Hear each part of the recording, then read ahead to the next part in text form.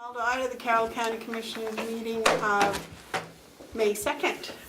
Would you join me in the pledge, please?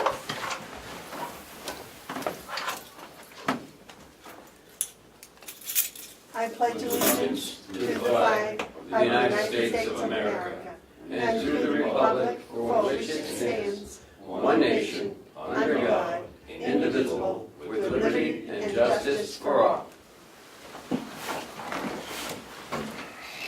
I wait a motion on the minutes from April 25th. Moved. Second. Are there motions been made and seconded to accept the minutes from April 25th? Are there any additions or corrections? If not, all those in favor say aye. Aye. Aye. We're already into May.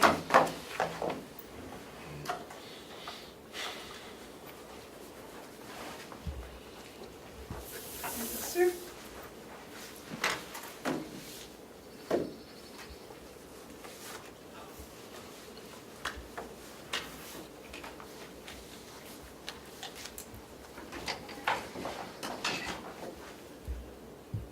I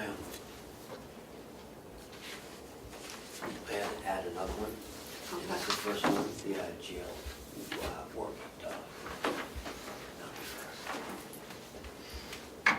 Are you getting a new puppy? I don't know, we'll see. I don't really know a whole heck of a lot about it yet, so I'll learn with all of you. Uh-huh.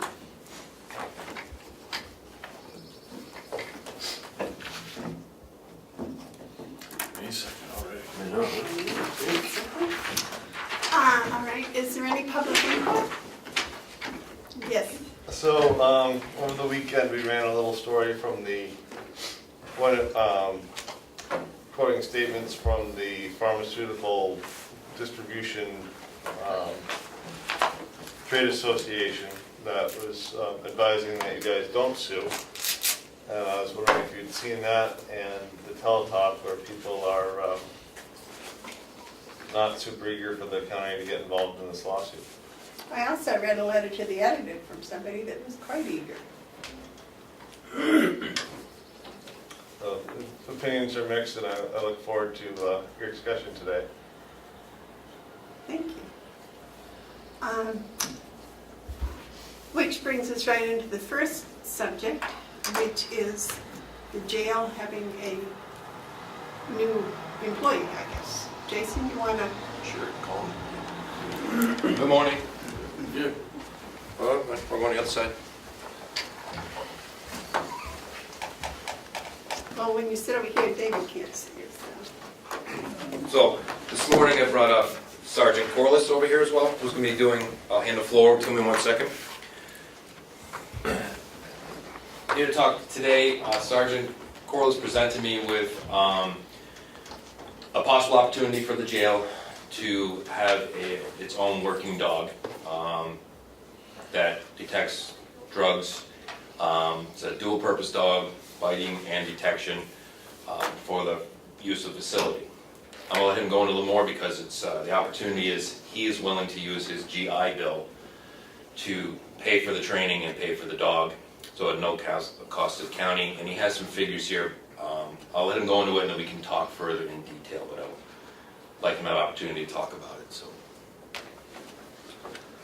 Okay, so this course is approved by the Department of Veteran Affairs, so I can use my Sports 911 GI Bill to attend this course. The course is $6,500 and approximate value of a trained dog is $20,000. So I'll be consuming that portion of it, so I'll be taking the brunt of it. This course is June 18th to the 29th, and it's based in San Antonio, Texas. What I'm asking for the county expense is roughly less than $3,000 upfront as a for valuable asset, and that's to cover pretty much hotel and flight, and kennel and scent logic, which is training that lasts up to 7 years. Because they'll need additional training that I'll be able to do. Okay, no cost. costs after this. So for recertification annually, it will be free for certification. The only cost will be flight and hotel back to San Antonio, Texas. And this is a 3-day course for that. The initial, why it's more is because it's a 2-week course, it's an 80-hour course. So it's a little bit more for flight and hotel wise.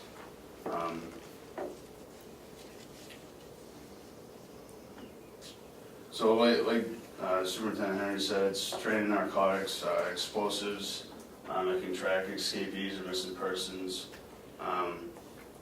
We can also use it for out along the perimeter and facility grounds, because we have seen a lot of contraband out there, not in any specific place, but we have been seeing it around the perimeter. So I think it'd be a valuable asset to the county. The reason why I bring to attention now is, since this came in recently, the training's in June. So, well, a couple things I have the money to cover first training. That's not the issue. The issue is creating a partnership with him coming down the road. The dog would be his dog. He'd be taken care of in an agreement with the county. All veterinarians, anything that comes outside of jail, all his expenses, all his the food, everything. The only thing you'd be looking for in the county is for us to send him back to the training each year, and his once-a-year veterinary appointment, which is under $700 a year, and that would be our cost for the county, and the rest is absorbed by him. So he'd be taking out a GI Bill, almost $30,000 of his GI Bill to pay for the training of the dog. County paying up to $3,000 for the training, which we can cover that, and then the yearly one visit to the vet yearly for his checkup, and back to the training. Now we have seen a huge rise in, obviously, use of substances, and this would be a great benefit for the jail and us as a staff as a whole to be able to. Of course, would be on call. You can show up at any time. You can bring the dog in. It's going to be a very good deterrent for us. And so what I'm here asking today is if that is something that you want to entertain. I'd like to send them training in June because you need to sign up now. But I also want to have the commissioners' blessing that we would consider moving forward down the road with some sort of agreement with Sergeant Corliss.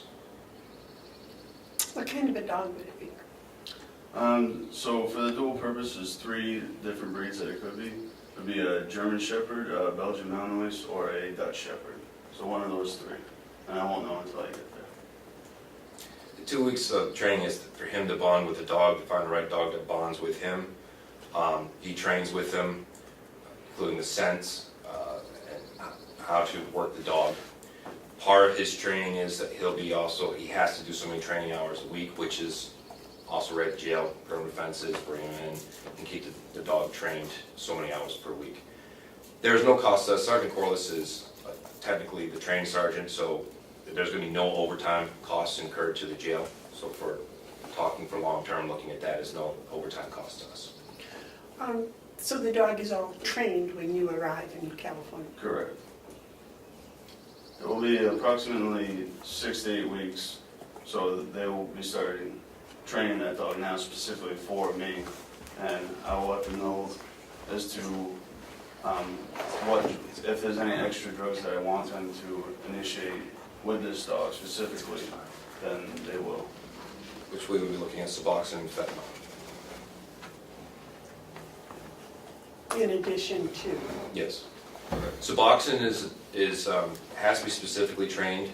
Like, I know this will come up with the sheriff's dog. The sheriff's dog is not trained Suboxone because it's a legal drug in the community. It is not legal inside the facility. We don't give out Suboxone.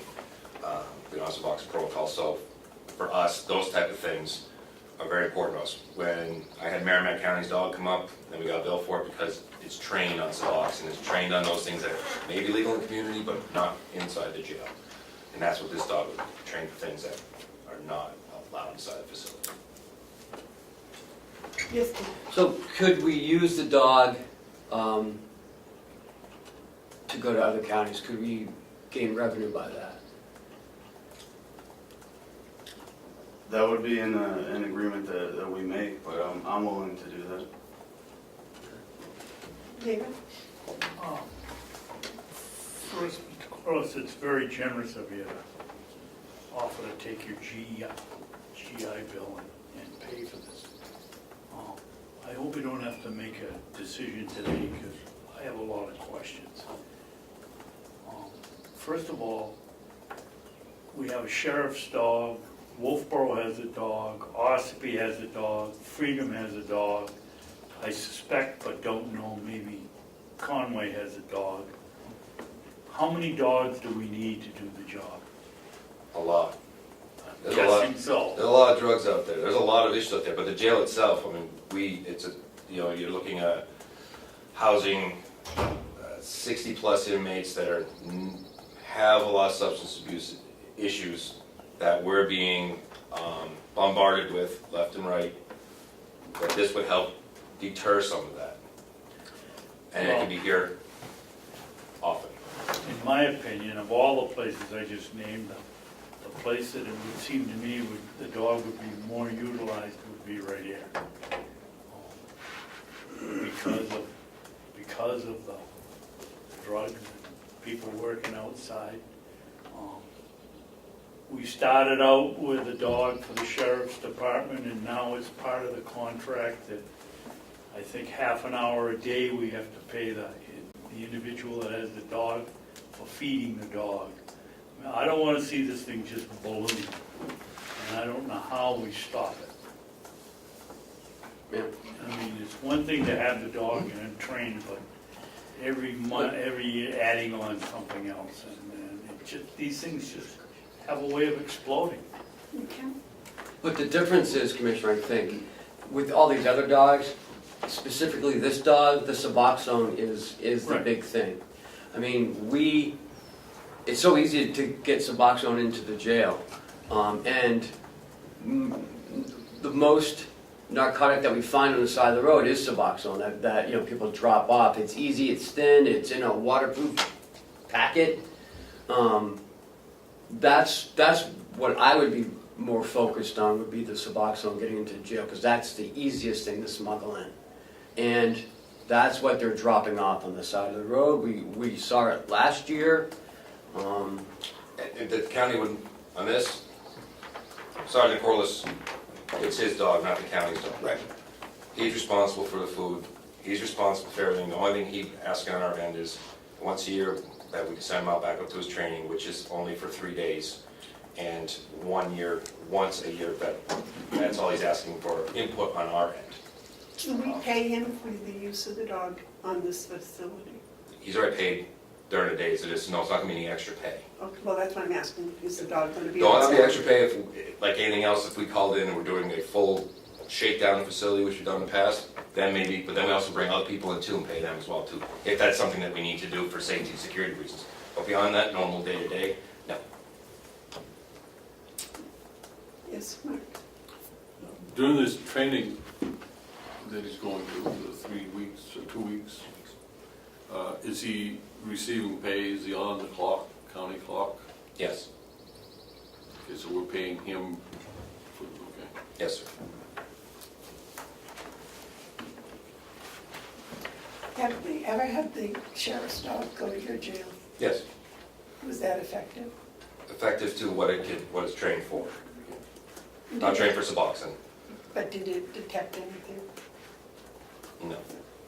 And this dog would also be trained for fentanyl? That's correct. What about carfentanil? If we could obtain carfentanil, that's something that I could further train the dog with if we wanted to go that route with it.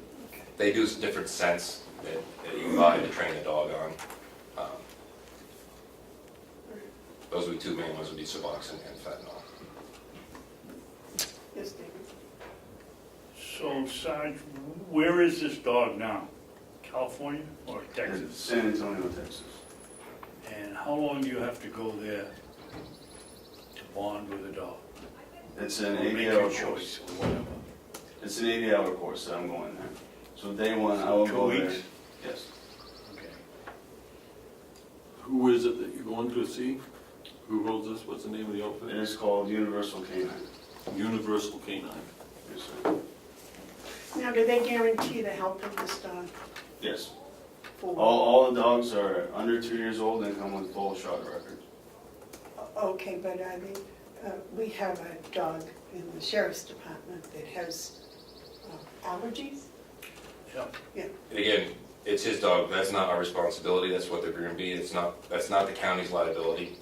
Well, no, but I mean, this man is putting up his time and his effort and his GI money.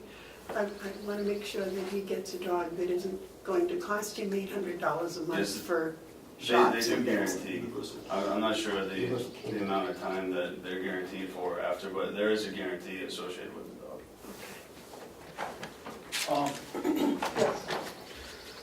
What kind of guarantee do you have? What happens if the dog gets here and who knows what's happened? The dog goes sour, can you return it and get another one?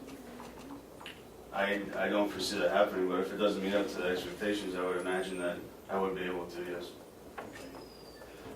With the additional expense of going another 2 weeks and. And that would be something that we'd have to come to if that did happen.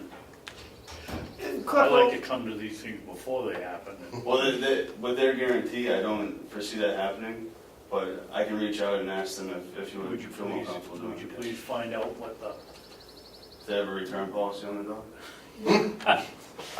Postage so let's stamps. not call it a return policy. If it doesn't work out as your animal, Yes, sir. we gotta get another one. If we go with, I have what are the responsibilities? I have two questions, Corporal, for you. Number one, what is your past history with canines? I've always had canines at my house growing up, everything. I've never been a specific canine handler.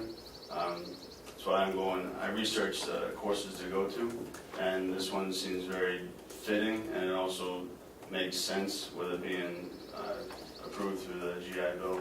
And I saw it as a good opportunity for the county as a whole to get another dog in here and try to get some more drugs out of the facility and our community. All right, now, let's follow up on that. What's our guarantee for you? As far as, Well, if we train you and we get the dog, and what is the guarantee that you're not going to take your dog and go someplace else? we could write that in the agreement if you wanted to, what's a certain amount of time. I mean, I'm not looking to go anywhere. I'm vested in this facility and So we could keep the dog and return it. That's what you want to do. Well, that's a thought now. Sergeant Corliss was just recently promoted to the training sergeant. He's very vested here and is doing very well and helping change some things and moving forward. He's doing well. Well, I know, but that makes him very appealing to other facilities also. No, just here. Just here, just, you had a question? Is any, have you researched to find out if there's any grant money available for this type of endeavor, training, whatnot? Well, the training's all paid for by his GI Bill. I understand, but have you looked to see if there's any further grant? Because just my quick perusal of the website says that there's grants available. I have done a little bit of research, and there's a thing called a LEAP grant, but that is for purchase of a canine, which I'm already covering. The only thing we're covering is just his hotel and plane ticket, Which is how much? under 3,000. Per year? No, No. no. This is an 80-hour course, it's 3,000. Every year after that, it's only like a 3-day course, which is a lot less because we only pay for hotel for a couple of days. Still you got a plane ride. Yes. So there's probably an annual cost of, I'll just throw out a number, $1,500 plus a 7 for the vet bill, so you get $2,200. I average roughly between $1,000 to $1,500 annually for this. Yeah, I think you're low, but, okay, at least you took a stab at it. I said roughly. Yeah, yeah.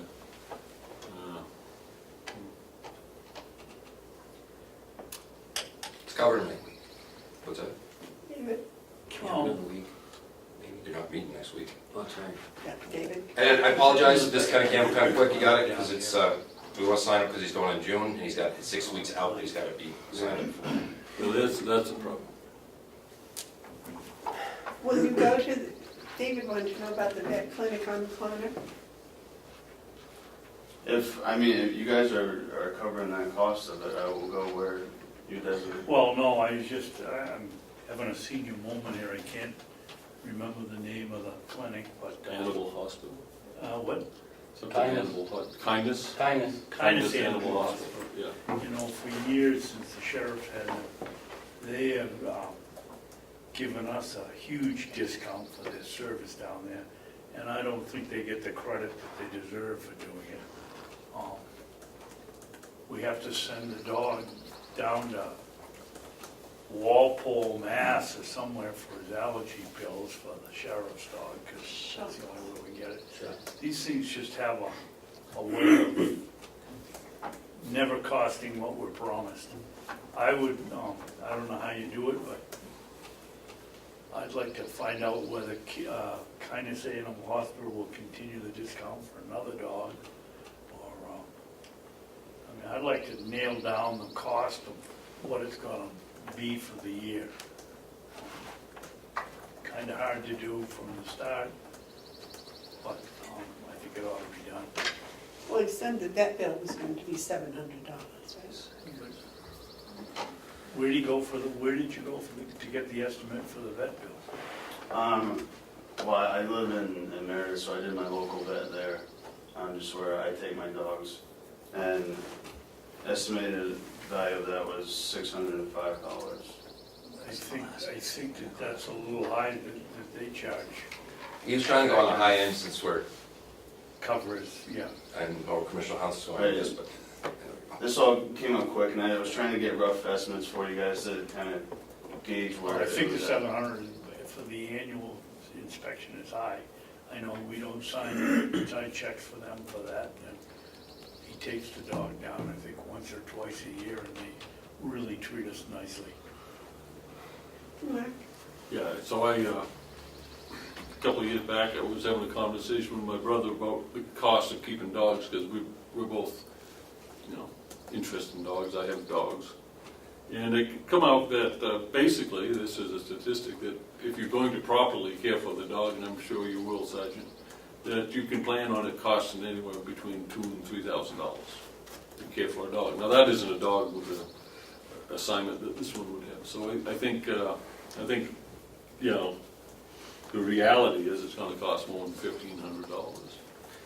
But anyway, again, we're not, all the food, everything else, and care, it's one-time vet visit on the county, and him going back once a year training. The agreement would be all the rest is his. I have a little Boston Terrier that seldom leaves the house, so never leaves the backyard. And, you don't get away with just one scheduled vet visit. Things come up, toenails, through claws. That's all on him. Well, is it? It's his dog. Yes, he's putting the money into it. I mean, the guy puts more fun. When we came to agreement, I said, no, I'm tell the commissioners, he came with it. It's be his dog. It's his GI Bill. All thing he was asking for is one-time visit once a year, and us to send him back up to training after this initial training. That's all he's asking for. And he'll take the dog. The dog lives with him. He continues up with the training. There's also another part here that troubles me, and don't take it personal, but I really don't like it when people come in and say, we have to make the decision today because I didn't get here in time to give you the information earlier. And that puts the pressure on us to make a hasty decision, not necessarily an informed decision. And I did forewarn with that as well, too. So what you have here is clearly a want. Nothing wrong with wants, but at some point when you're dealing with public money, you have to be able to rationalize the want to a need. And I just don't see it this week. When's the training? When? June 18th to the 29th. Would this dog be able to detect drugs within the body cavities? That was my question. I asked him that yesterday. So we should have a good answer. I can look further into that. I have 24 hours. I know. I don't want to make a rash decision on whether, I don't know for certain if it can or not. I would imagine that it could, but I don't want to say yes or no. Yes, Damon. No, I'm not saying this question to be disparaging in any way, but I seem to recall having done a story years ago about a sheriff's dog that bit a lady that he wasn't supposed to bite. And I'm just trying to find out what the liability would be. Would it be on him? Would it be on the county? Would it be, whose insurance would be involved? That's another good question. It's a good question. And I would say for the dogs working for us in the facility, it's gonna be on the county, just like the sheriff's dog would be. Well, now here's my concern. It's working. My concern The county is owns it. the dog belongs to the corporal. Sorry. The, oh, I'm sorry. He's got no shirt Sergeant, on. you've got an old shirt on. Maybe We say should my- need to give you, It's in the works, we're we slow. need to give you a raise here and get you a new shirt. For the insurance. Yeah, the question I had, and my concern is, this man comes to work every day and gets paid. Now, certain days he's going to bring his dog to work, and the dog isn't getting paid. He's not getting paid extra for the dog. He's just bringing the dog to work and working the dog, and he's taking all the expense except for a trip to San Antonio once a year. Somehow that just doesn't seem fair to you. Well, like I said, Well, I'm invested in this county, this facility, and I see it as an asset for everybody involved.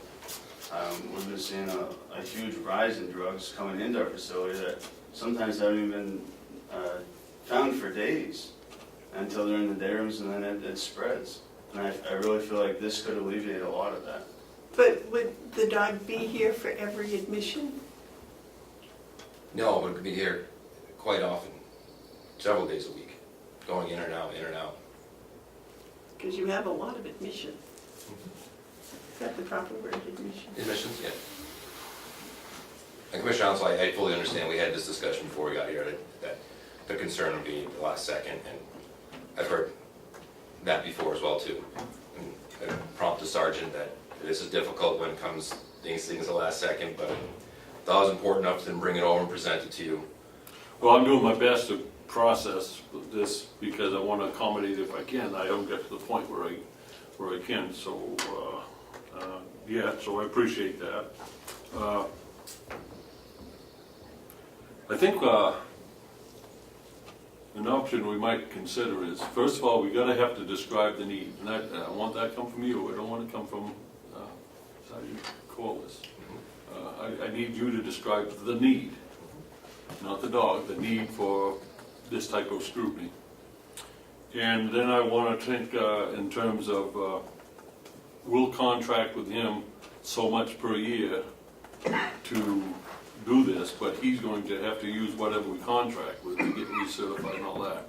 So I don't want to be in the business of scheduling and paying airplane tickets. We'll pay him, he gets his own ticket. In other words, he contracts to provide a dog, the services of a dog. And if anything goes south, if that doesn't work out, the contract can just end. David Jones? I don't want to be paying, I don't want to be connected to owning a dog in any way or responsible for the dog at the county level. But if there is a need that you can describe, that there's a need at the jail that you have this, then I would think a better option was to contract for the dog service. You know what I mean? So we'd pay Sergeant Corliss $2,500. $3,000 a year. Yeah. And that would cover his plane ticket, his recertification, His vets. and his vet bills. But, you know, we don't reimburse him for plane tickets or for vet visits or, you know. Then any of his leaving to go to recertified is a matter of scheduling between the two of you. Right. David, you have a comment? Yeah. I don't doubt there's a need. Commissioner Hounsell beat me to it. I was thinking about some way we could set a figure for your cost for the dog, but being an independent contractor, basically what it would be, is a much better way to go. I would just like to see if we do that, an adjustment every year. You know, I don't know how often you have to go back for certification or what, but I don't want to give you $3,000 or $4,000 the first year. Find out your cost the second year is $1,000 and we're still giving you $4,000. Want to be fair about it, but I would like to see it open for negotiation every year so that you get enough money to do what you need to do, and we, the taxpayer, isn't getting hit up for something they're not getting any service for.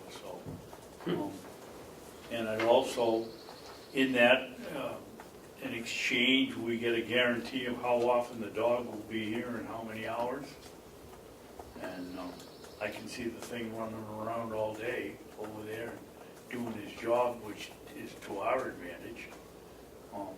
But I'd like to see it in writing so that some of these things go sour after 6 months or a year while you got it in you don't have a contract, so that's the way it's gonna be. Well, let's nail it down up front. But I like the idea of a dog being an independent contractor. Jason, last year you had a dog come in, did you not? For Merrimack, yes. Do you remember what you paid for that dog to come? For one day, 300 and change.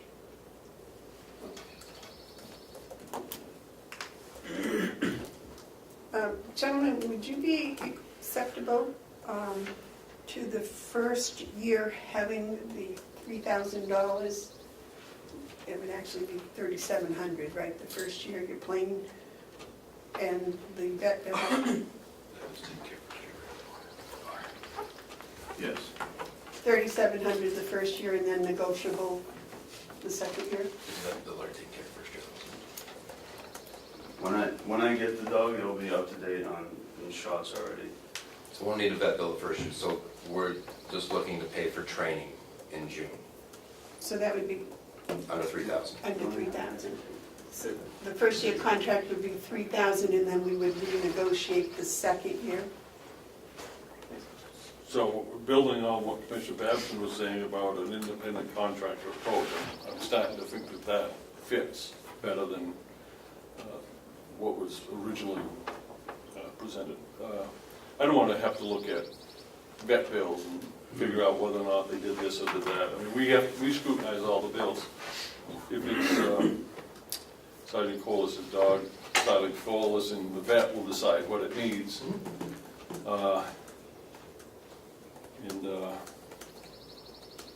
I think that the way to do it is you need to spell out a proposal or term. I don't even have to be a proposal. I think it'd be an MOU, listing out what you're going to do, put down how many hours, or at least a stab at it. Now my question is, do you have this? And I think this would fall under continued education. Do you have something in your line for continued education? Yes. So this money is in the budget? Yes. Okay, so allocating a certain amount in the first year. So that amount is how much, 3,000? Well, under 3,000, I can allocate it this year out of our training. You can do it out of the training. Yeah, I'm not here asking for more money. No, I understand. If the money's in the budget, and if there's a need, and this, you haven't spent more time on it, Commissioner Babson thinks there's a need, I suspect there might be. But on this one, you're going to have to shore up my suspicions, because if there isn't a need, then I don't want to do it. So, tell me about the need. Oh, right now, on the spot. Yeah. Well, you brought it in and asked me on the spot. Do think there's a need. If you look at our past couple of years, even on our intakes, we have increased on our intakes on those that have violent assaults, increased by double at least of our intakes that have to do with substances. We have many occasions over I've never been bombarded more with substance abuse coming inside a facility than I have in all of my career in the law enforcement, of people bringing inside of their body and then distributing out to other people. I suspect even the recent tragedy we had something to do with that. We'll see, but that was part of a case that had substance abuse. There is a lot of drugs. We have found things on the campus that is substance abuse related. We've had things dropped off to the inmates. We've had things thrown over the fence. We're a large campus. We do a lot of intakes. We are also boarding other facilities. I think that would also put them at ease too. We're doing everything we can for safety and security wise. We do not have a body scanner, which is someday down the road. Those are $118,000 to own or $20,000 a year to lease. I think this puts us, at least gives us an advantage of something about security measure that we don't have right now at a cost, very minimal cost to the county, especially I like the idea of contracting. That works out very well, contracting for minimal costs come down the road, where Sergeant Corliss has come to us with about $30,000 he's willing to spend on a GI Bill and most of the other costs except for a little bit that we're asking for. So do I think there's a need? Absolutely. It's I don't see this going away anytime soon. It's just gotten worse, and I think we can do everything we can to slow it down. I think it also makes the inmates feel safe. I think it makes visitors feel safe, and I think we can slow down some of the drugs coming in with it. You alluded to something on your needs that I think is absolutely, I'm glad you said it, and that is the recent untimely death that we had at the jail. If something like this is in place, perhaps something like that wouldn't have happened. I don't know if that's true or not, but you know, I think we do have an obligation to be able to say we're doing all we can.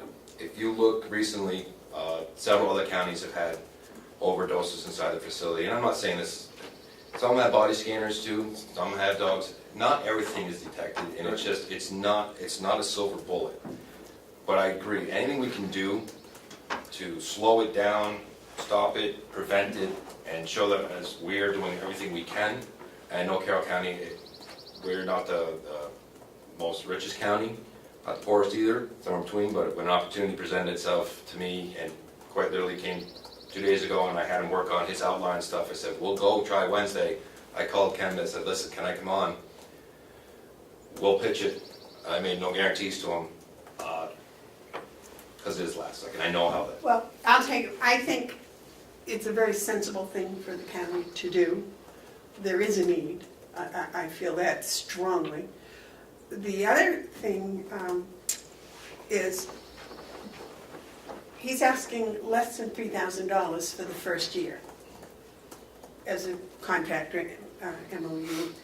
That would only be if the dog is here for 10 days, it's already paid for itself, as far as the $3,000 goes. Yeah, that's a good point. You know, not only that, we then have a person that has 2 weeks of training under their belt, and the canine training is very intense. That is, I think, also valuable. Plus, he'll also get more drug training, drug detection training while he's there, which I believe is also valuable. So I really think it's a win-win situation. The fact that you're willing to do this, I just find remarkable. I think it's absolutely fantastic that you would give your time and outside of the facility to take care of a dog and to, you know, maintain it, and maintain its training and everything, and then bring it in and do this without asking for any extra pay. I will be here a year from now when you come back, if all goes well, so please, keep track of the hours that dog is actually in the facility so that I can argue that maybe you should get some money for the dog, or the dog should make some money. I don't know how the Internal Revenue would do the taxes on the dog bill, but that would be interesting. Yes, Mark? Well, I don't want to put something together that isn't going to work down the road. So what my thinking is, and I'll bounce by Ken and the commissioners, see what you think. If we were to do something like give tentative approval based on bringing in an acceptable MOU in 2 weeks, I think that might give you time to register. but it also gives you 2 weeks to write out exactly what this should say. And I'm sure that a number of us will help and bring back a proposal. One of the questions I have, is this a dog that you walk the perimeter on a regular basis just to smell around? Yes. Is this part of what the dog would be doing? So if That's someone is leaving stuff, you'd have a good chance of picking it up, Yes, sir. detecting. I think that might be a course of action. I don't want to get into the dog ownership business at the county, but I can see where we could work up an MOU going forward. The question then becomes, if you decide you want to go someplace else, which you could, I mean, it's America, you know, what do we have for recourse? If we put out $3,000 to do this, and sometime around November, I'm not saying this is going to happen, I just think worst case scenario sometimes. He's willing to put it in there. I did the same thing in my contract when you guys were generous to me. I put some stipulations if I left at an earlier time. And When we were what? when you were generous to me, I thought that's what you said, thank you. and I believe you said you were willing to put that in there. So he's willing to put that in there, so we put some insurances for the county to Okay. recoup some loss. In the improbable Yeah, I case that it would. Yeah, I don't see Sergeant Cole's going anywhere. He's, No, but things happen. Oh, I know. Things happen to people. You know, it's, yeah. Well, if he's really a canine person, he isn't gonna do anything to separate himself from a dog. Oh, man. But I don't understand why they don't train pigs. Pigs have got wonderful sense of smell. Maybe after your training with the dog, we can talk about training one of my porcines. Mark was not appreciative of that, I'm sorry. David has. David's question. David? Yeah, I think that you left out one important thing, giving the benefits of having a dog. Just the plain deterrent of knowing it's there, and you're not gonna stop all the drugs coming in the jail, but at least you're gonna make it tougher. And we have a responsibility to make it safe for these people. I like the idea of a contract. That way the costs are contained, and I'd like to see a proposal I had down here. What do you do when the dog retires? But that's, Good dog. as an independent contractor, it doesn't make any difference, it's his dog. We've had that problem with another dog here. and he took it a step further to propose a policy, which I looked at with him, and it's similar in other counties. When the dog retires, it's the handler's dog. Yeah. So there are some things that we started to put together already. Again, like I said, it happened quick. He did the research and some policies, pulled them up quickly in another county, started putting together for Carroll County as well too. Can you put this all together, you think, in 1 week instead of 2? But we're not going to be We here. won't be here next week. Oh, So here's what, and I'm trying to ask for, if you're comfortable with, at least so you can sign up, I can have an MOU here in 2 weeks. We can work on it. We can work on it. And here's the proposal on this side. If the commissioners say yes on the training, but in the end, they choose not to move forward with an independent contractor, do you still want to go to the training? Yes. Okay. That way, on either side, most of it is out of my training budget, in case something on your end falls through, but I do want to get them signed up in time. I just try and throw options. well, I'm in favor of it, and I'll be in favor of it in 2 weeks as well as, yes, Mark? Well, I think we need to give some direction. So if I might, I'd like to propose a motion that the training budget will be used to send Sergeant Corliss to San Antonio, Texas.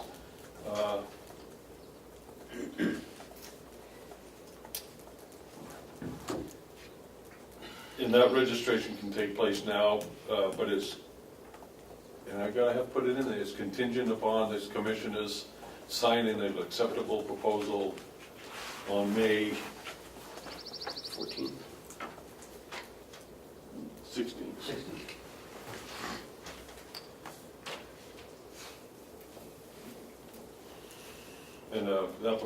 be an MOU, I mean, Cheryl, I'm in MOU. Well, if we're going to have a MOU with him, and we're going to treat him as a contractor, would the money come out of the education budget? Did I say training budget in my motion? Yes. Yep. Yeah, jail's training budget. To pay for a Well, private he- contractor? Well, he is being trained.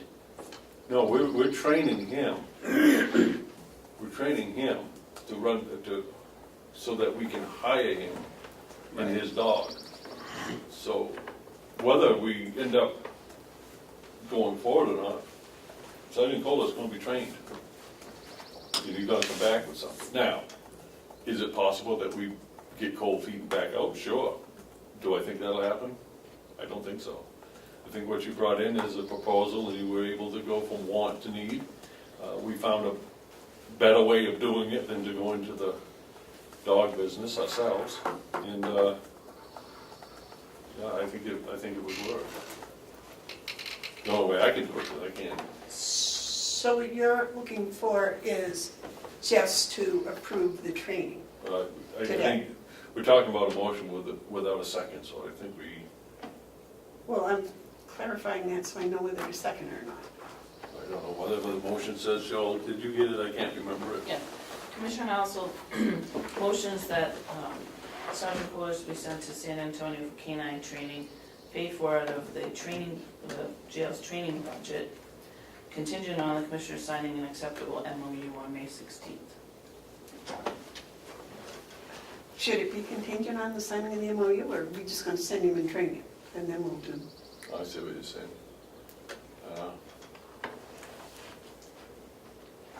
So just take that whole second part out. Okay. We authorize them to go on, be trained. and then when you do your proposal, make sure that you understand that we just spend a whole bunch that would come out of this. So your proposal shouldn't say $3,000. Say what actual costs It should be whatever, he had projected one time 1,500 annual costs. I think he's low. But if we're paying the 3,000, you can't include that again, I understand. because we're authorizing the training. Correct. Bring us back a proposal, and We're moving forward. Yep. Yeah. Makes sense. Do you second that? The training, just the training? I'll second for discussion. Okay. So it's my understanding what motion about is just sending Sergeant Corliss to San Antonio to get trained, yes, paying his plane fare and his hotel fare yes. out of the training budget. Yes. There's no commitment at this point on this motion to going Right. forward. Discussion, David? Yep.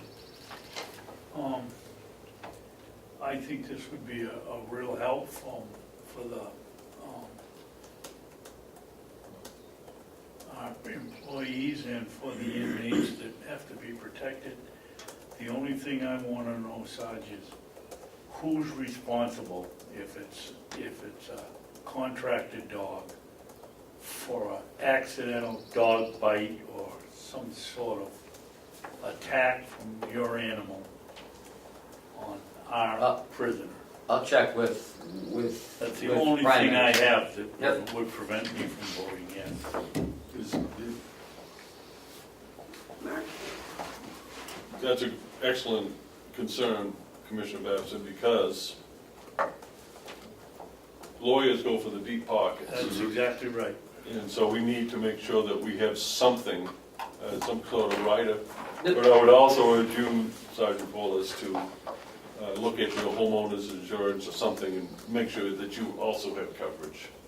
Because, you know, a lawsuit could be, you know, more than one person. You could be sued along with the county or something like that. So you should include coverage in your proposal.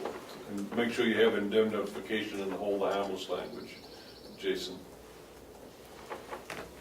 That you're gonna indemnify and hold harmless the county against any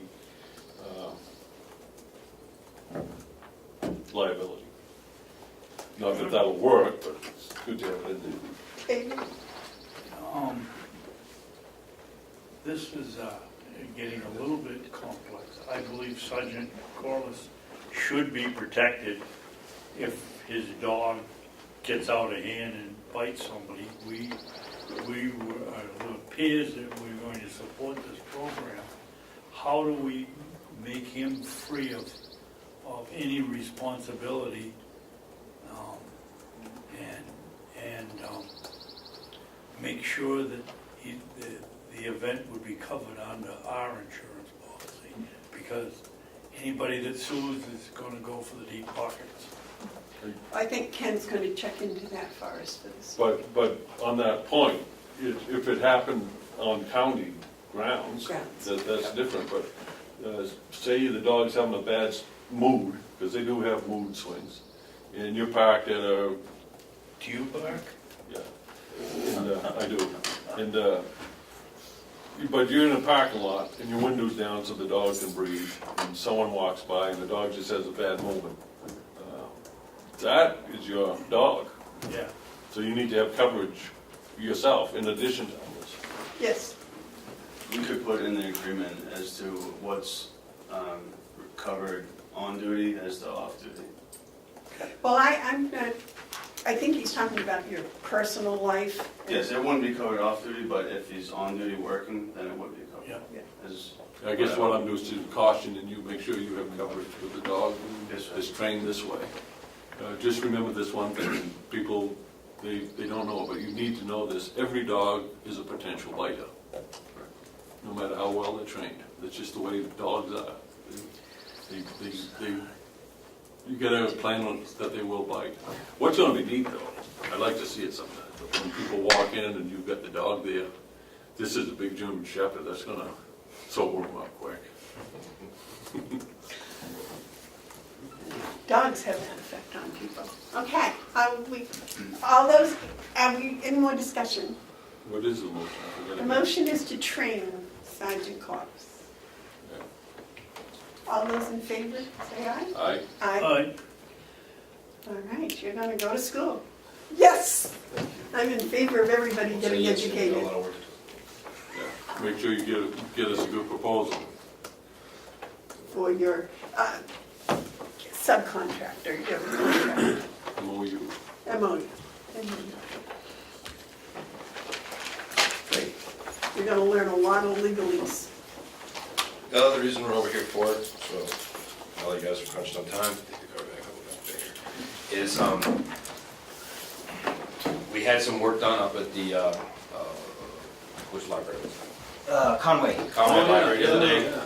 And Commissioner Hounsell saw the inmates and staff, if they're working, so he asked that we come over and talk about some programs that we've done with the inmates in the past and future and those kinds of things. So I had Lieutenant Baker put a list of, because he's now in charge of kind of outside programs and working with Jim Stoddard of organizing these things. And I have a couple extra. Yes, I see that. Good morning. Good morning. I'm a little late. I had to drop off the youngin at school. But yeah, we've done quite a few things in the past. We've kind of, just to go down the list real quick, we helped out with Wakefield Pride Day.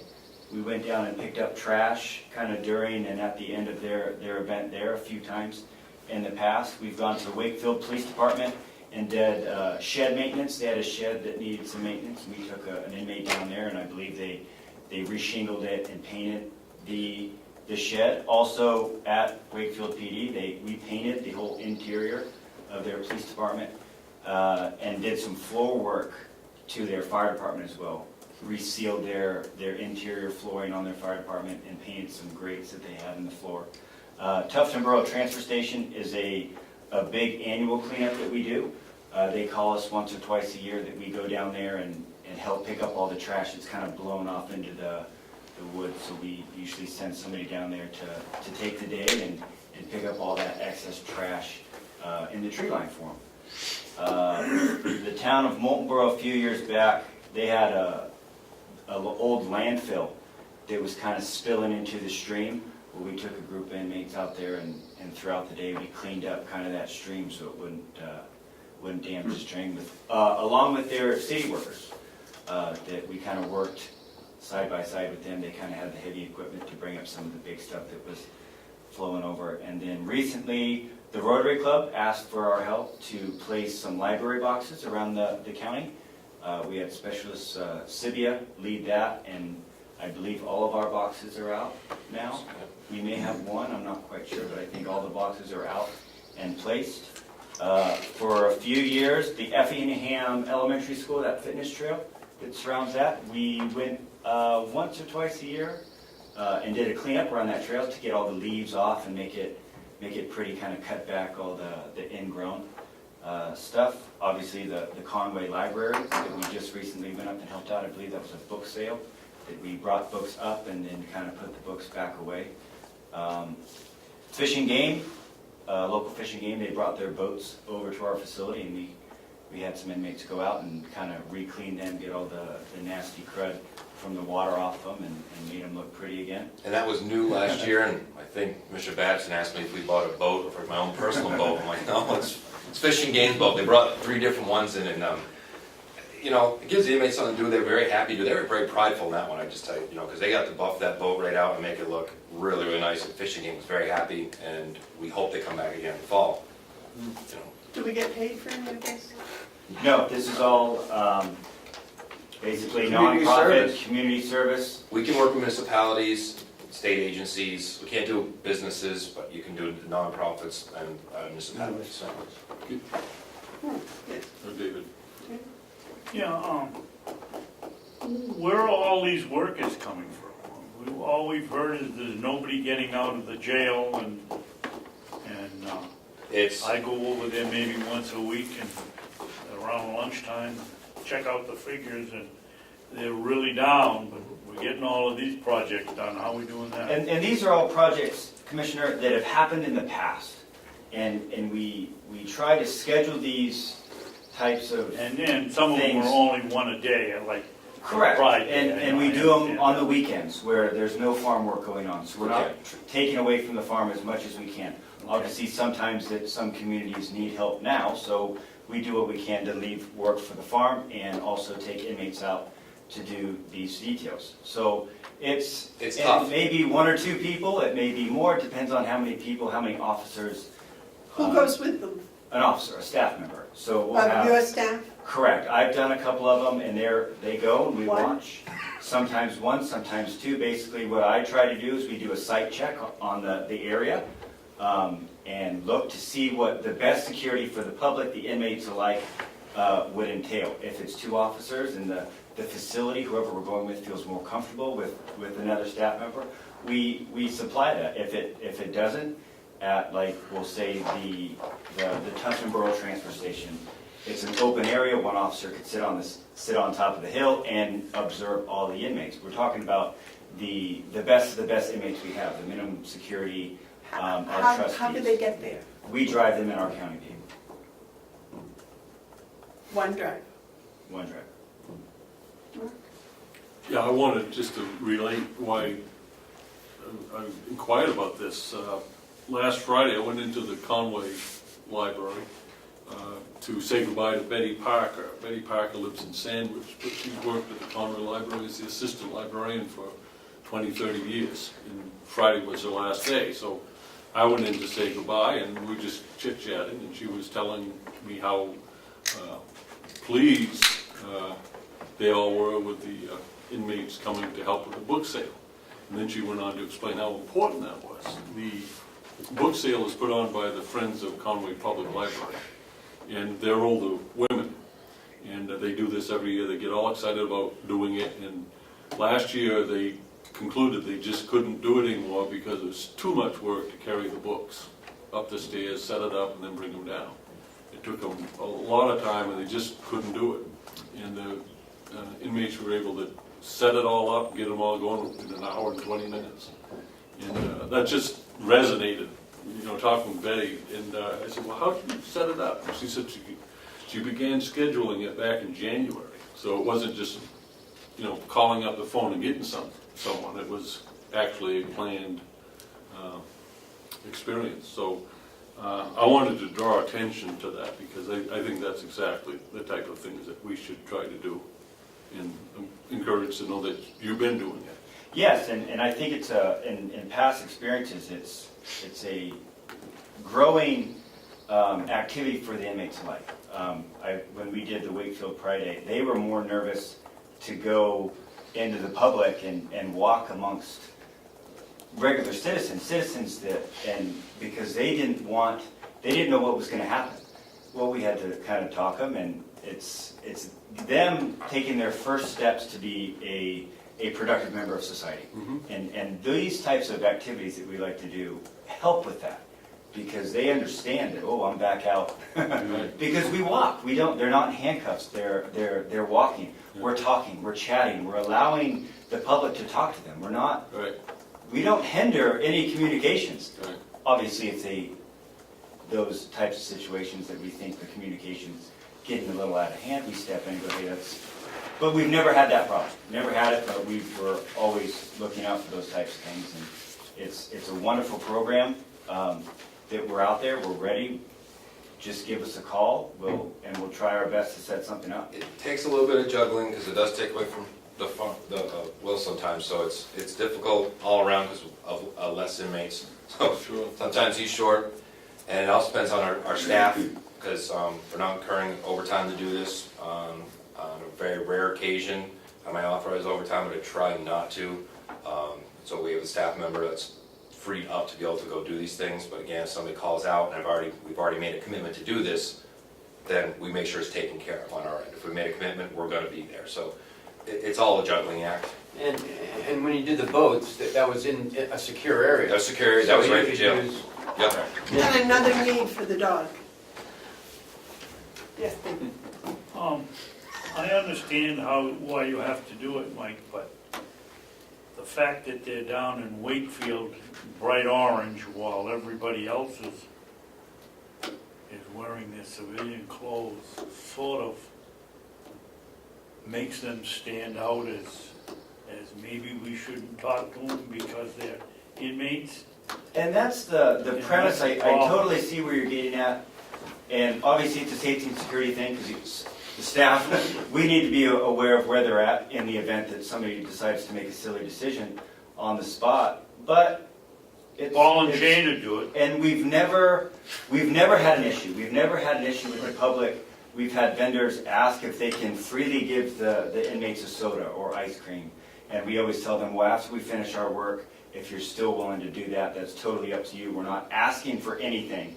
These vendors are asking us if they can help out because they appreciate it. So I haven't seen a time where the public is afraid to talk to the inmates. I've seen it the other way around, where the inmates are afraid to talk to the public. And he's good to them. They can see that they're people.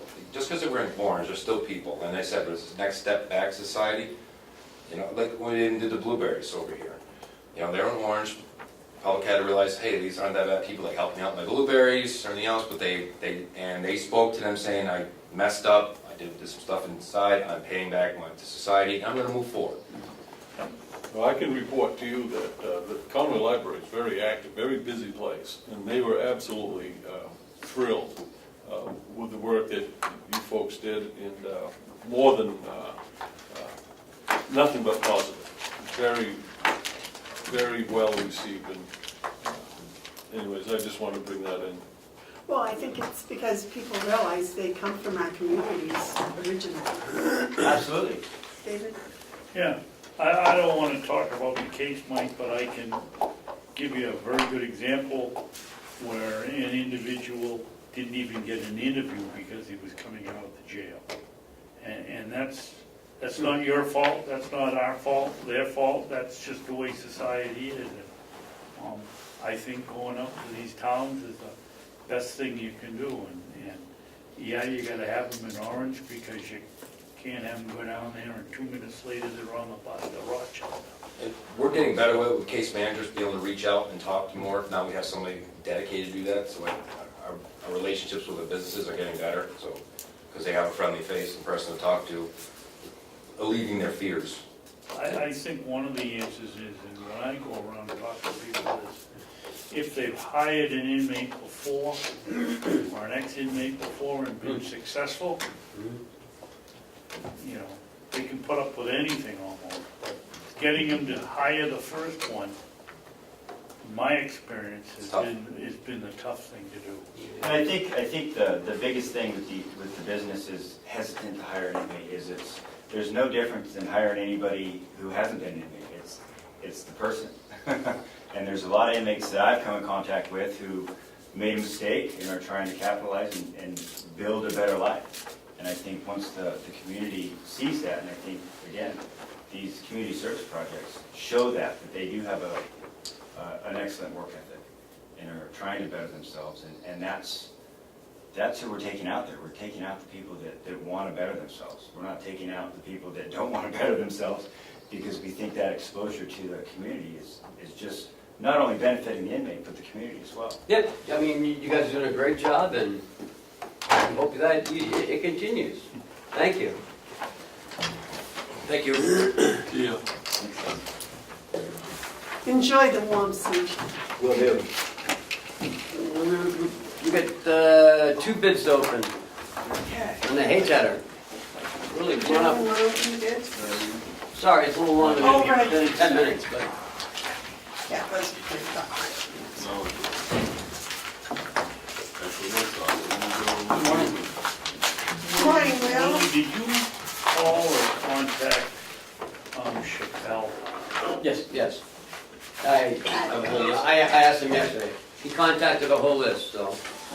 Well, I'm aware he contacted a whole list, and I'm not aware that he contacted Chappelle. Yes, he was. He did. And who did you contact at Chappelle? North Country Tractor, MB Tractor, Chapel Tractor, or Chappelle as you call it, Town Line, Rosencrantz, and Bliss Farm. They were all emailed. I have the people that I emailed them to, and they were all done on the 16th of April. Could you tell me who you emailed at Chappelle? Yes, his name was Ted. The email address was tedh@chapeltractor.com.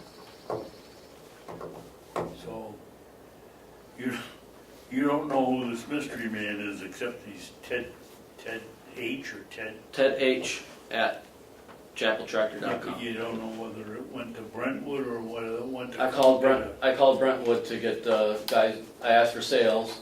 The guy was busy. I said, "This is what I'm trying to do. I'm trying to send an RFP. Can you give me the sales person's email address, and I could just forward it on to him since he's busy?" And they said, "Yep," and that's what they gave me. So that's what I sent it to. Oh, thank you, because I stopped there Saturday and picked up some parts, and the salesman there hadn't heard from anybody, and I said, well, maybe it went to Milford. No, I called Brentwood because that's the one we deal with when we buy Call the parts. guy back and let him know. Thank you. Mhm.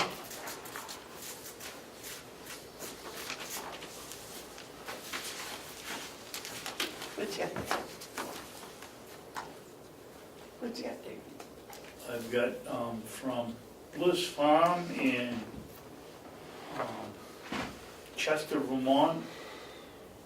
You don't want me to read all the requirements, I don't suppose, because they had, Willie, you'll go over these and make sure that we're comparing apples to apples when we do this. Yes, sir.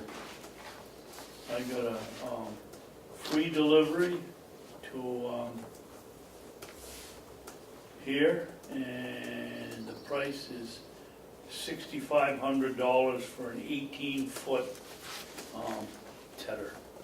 And that's from Bliss Bliss Farm. Funds. 65 Bliss. And I have a 19-foot hydraulic fold hay tedder delivered to Ossipee for $6,518 From home. MB. from MB Tractor. That's a Citrix. Who's the other one? Bliss Farm. Yeah, how much? It's an 18-foot for 6,500. 6,500. And then Kubota, they also had a Kubota 17-foot one working with hay tedder with a hydraulic fold with double U-joints was $7,642. So you've got a 17, 18, and 19. Could I see that, please? What model was that one that you got, David, that you opened up? What was the brand name? And ESCH, whatever that is. Esh, I think is how they pronounce it, I believe, Esh. So, Oh, Amish, yes. Sounds like it sounds like a,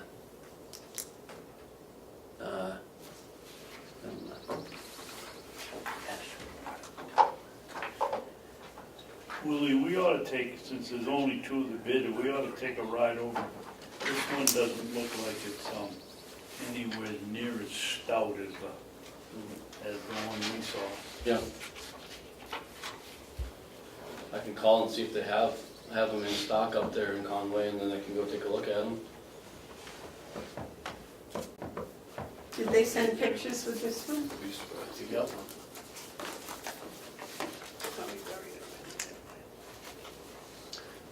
okay, well, we will take those back and come It was 2 weeks for the recommendation. 2 weeks, yeah? We'll come back in 2 weeks for a good recommendation. Okay. And then, that way after we decide, that should give us enough time to get it in before hay season. Yeah. Yeah, what's the delivery time on this? Is it these stock things, you think? I know the Bliss Farm has them in stock, and I would imagine within the week he would be able to deliver. I'm not sure about MB Tractor, I'd have to ask those questions. When do you do your first crop? Realistically, it's mid-June. I mean, I like to start early June if we have a dry stretch, but realistically around here it's bike week. Right. Last year was July 4th we were paying. We did one field before that, and then we really got going on July 4th, but all depends on the weather.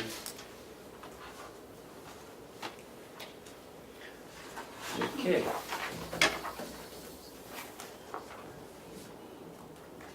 Yeah. They didn't send a picture of the Kubota one? No, I don't think so. Well, was that Ted H or Ted C? Ted H. That's where you sent it, right? Yes, Ted H at chapeltractor.com. And I'm the one that drives the meetings.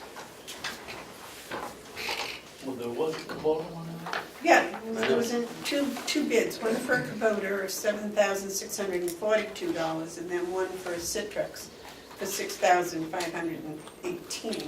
This picture is the Citrix, but that was a 19-footer. And the Kubota is a 17-footer. Yeah, that's what I mean. How many cell phones going off? Not mine. Well, I don't have one with me, so. It might just be something, I don't know why. Can I see that, please?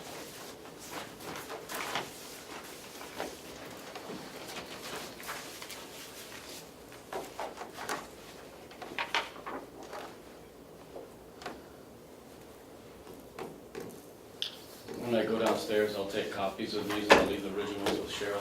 So if you want to continue to look at them later, Commissioner Babson. Okay. I'll just take the copies.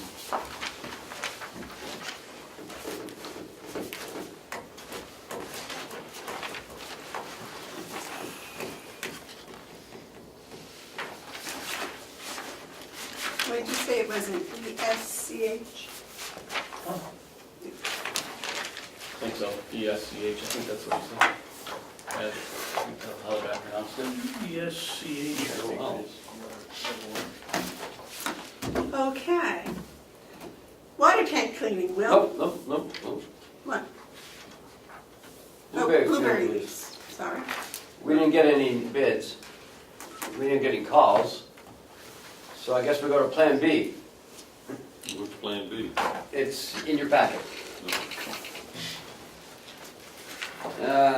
Will and I sat down the other day and went over Plan B. It looks like $900, is that right? I didn't add it up, I don't know, because, That includes Yeah. buying a new sprayer, right? yep. Correct. There's about $1,000 basically, because I also don't have on this list is I've got a which I don't think will be too expensive, but I need to buy some protective gear for the spray that I'm gonna be using, for when I spray not only the blueberries, but the milkweed. Which the second paragraph, the top paragraph is talking about the blueberries, the second paragraph, these were just quick notes that I had been keeping together, talks about the spray, or the milkweed, excuse me. And that's just spraying the individual milkweed plants, right? Or is that spraying the whole field? No, I'm gonna try to go around and spray the individual groups. I want a sprayer that I can pull behind, like the lawnmower or something like that, and I'll have a wand, and I can drive around to spray the individual groups, and try to primarily target just the milkweed. Willie, I have a sprayer for the back of a four-wheeler that someone gave me. I don't know whether it works. If you want to bring it down here and find out if it works, you can. Is it something you pull, or is it something that sits on the back of It the? sits on the back. Okay, well, we'll take a look at it. If you're gonna do spots, it wouldn't be any good if you're gonna do a huge area. Right. Spots. Did they get them in clearance at Track Supply right here? I saw it the other day. I saw it Monday. The trailer type? Yeah. Okay. So after this, you should run in and see. I think it was like $129 on I was gonna clearance. say, they're right around $100, I thought. Okay. Find out how much it costs to return them. Doesn't cost anything to return them. Not usually in TSC, someplace like that, it's usually. Yeah. Do you have the money in your budget? Yes, I can come up with the money in the budget. The line item that I want to take it out of, we put some extra money in there this year for some of this stuff and for wrapping of the wood. So come this late fall, you know, that line item might be tight, and we may have to adjust if something came up then, but as I see it right now, I think we could pull the money out and be okay to get, this is the important job that we're facing right now, and be able to get it done. What about the boom sprayer that we got out there? Anyway, have you pulled it out and find out why it isn't working? No, but I don't want to do a boom sprayer, because I don't want to, I want to target individual areas, not, I don't want to Well, be. that's for the blueberries, but for the No, he's talking about The Milkweed. milkweed. milkweed. Right. If targeting the individual milkweed doesn't work, then you'll have Well, to. you'd be out there for 10 years if you're trying to target individual plants. Well, remember, we're only trying it on one field first to see if it even works. It's still gonna take a lot of time. You got the boom sprayer. And why would you buy another one if the boom sprayer is gonna work and you can do the milkweed? Because that kills everything. I could take a look at it. I mean, it's a bigger tank, so it's going to be harder to calibrate everything. And the thing hasn't been out there since the 80s, so I don't know, if it'll even hold water, but I can pull it out. Whatever. I can check it out. Well, you can pull it out, check it out, and if it works and it's not something we want to use, maybe we could sell it. Mark, you have a question? Yeah. Yeah, just on the blueberries, milkweed's a different thing in my head. But when it comes to the blueberries, you got $900 in materials. How much do you think it's going to cost labor-wise to tend to the fields? Most of, I don't know a cost on that. Most of it's going to probably be done by myself. I'll be doing most of the pruning down there, and then it'll take me one morning. I'll need guys to help put the sulfur and the fertilizer down, and then it could take 2 days possibly, I'm guessing, to put the sawdust down. Those are the two areas where I would need help with the inmates. I'll be doing all the spraying. What's your revenue projection from the blueberries this year? I don't know that we had much of a, I think we put 500 in. right, so I would assume we're. That was our plan though, to get the fields ready to lease out next year, to get them into shape so that we could possibly lease them out next year. Well, That's what we had talked about 2 weeks ago. another option is, once the blueberries come on, last year, didn't somebody contact you about picking the blueberries commercially? No, someone told me they'd take all the blueberries we could pick. We didn't have anybody to pick them. Maybe we should go back and see if they want to supply the pickers. We can, but I don't think they want them. And why would they want to haul them all the way over here to pick them and haul them all? Maybe we should have our employee party out there this year, and they can pick while they eat hamburgers and hot dog. No, it's just-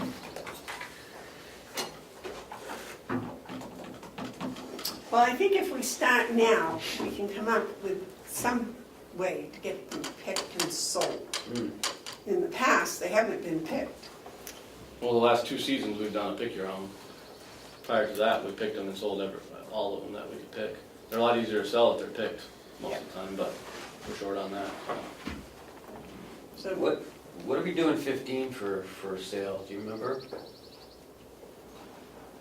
I don't remember off the top of my head.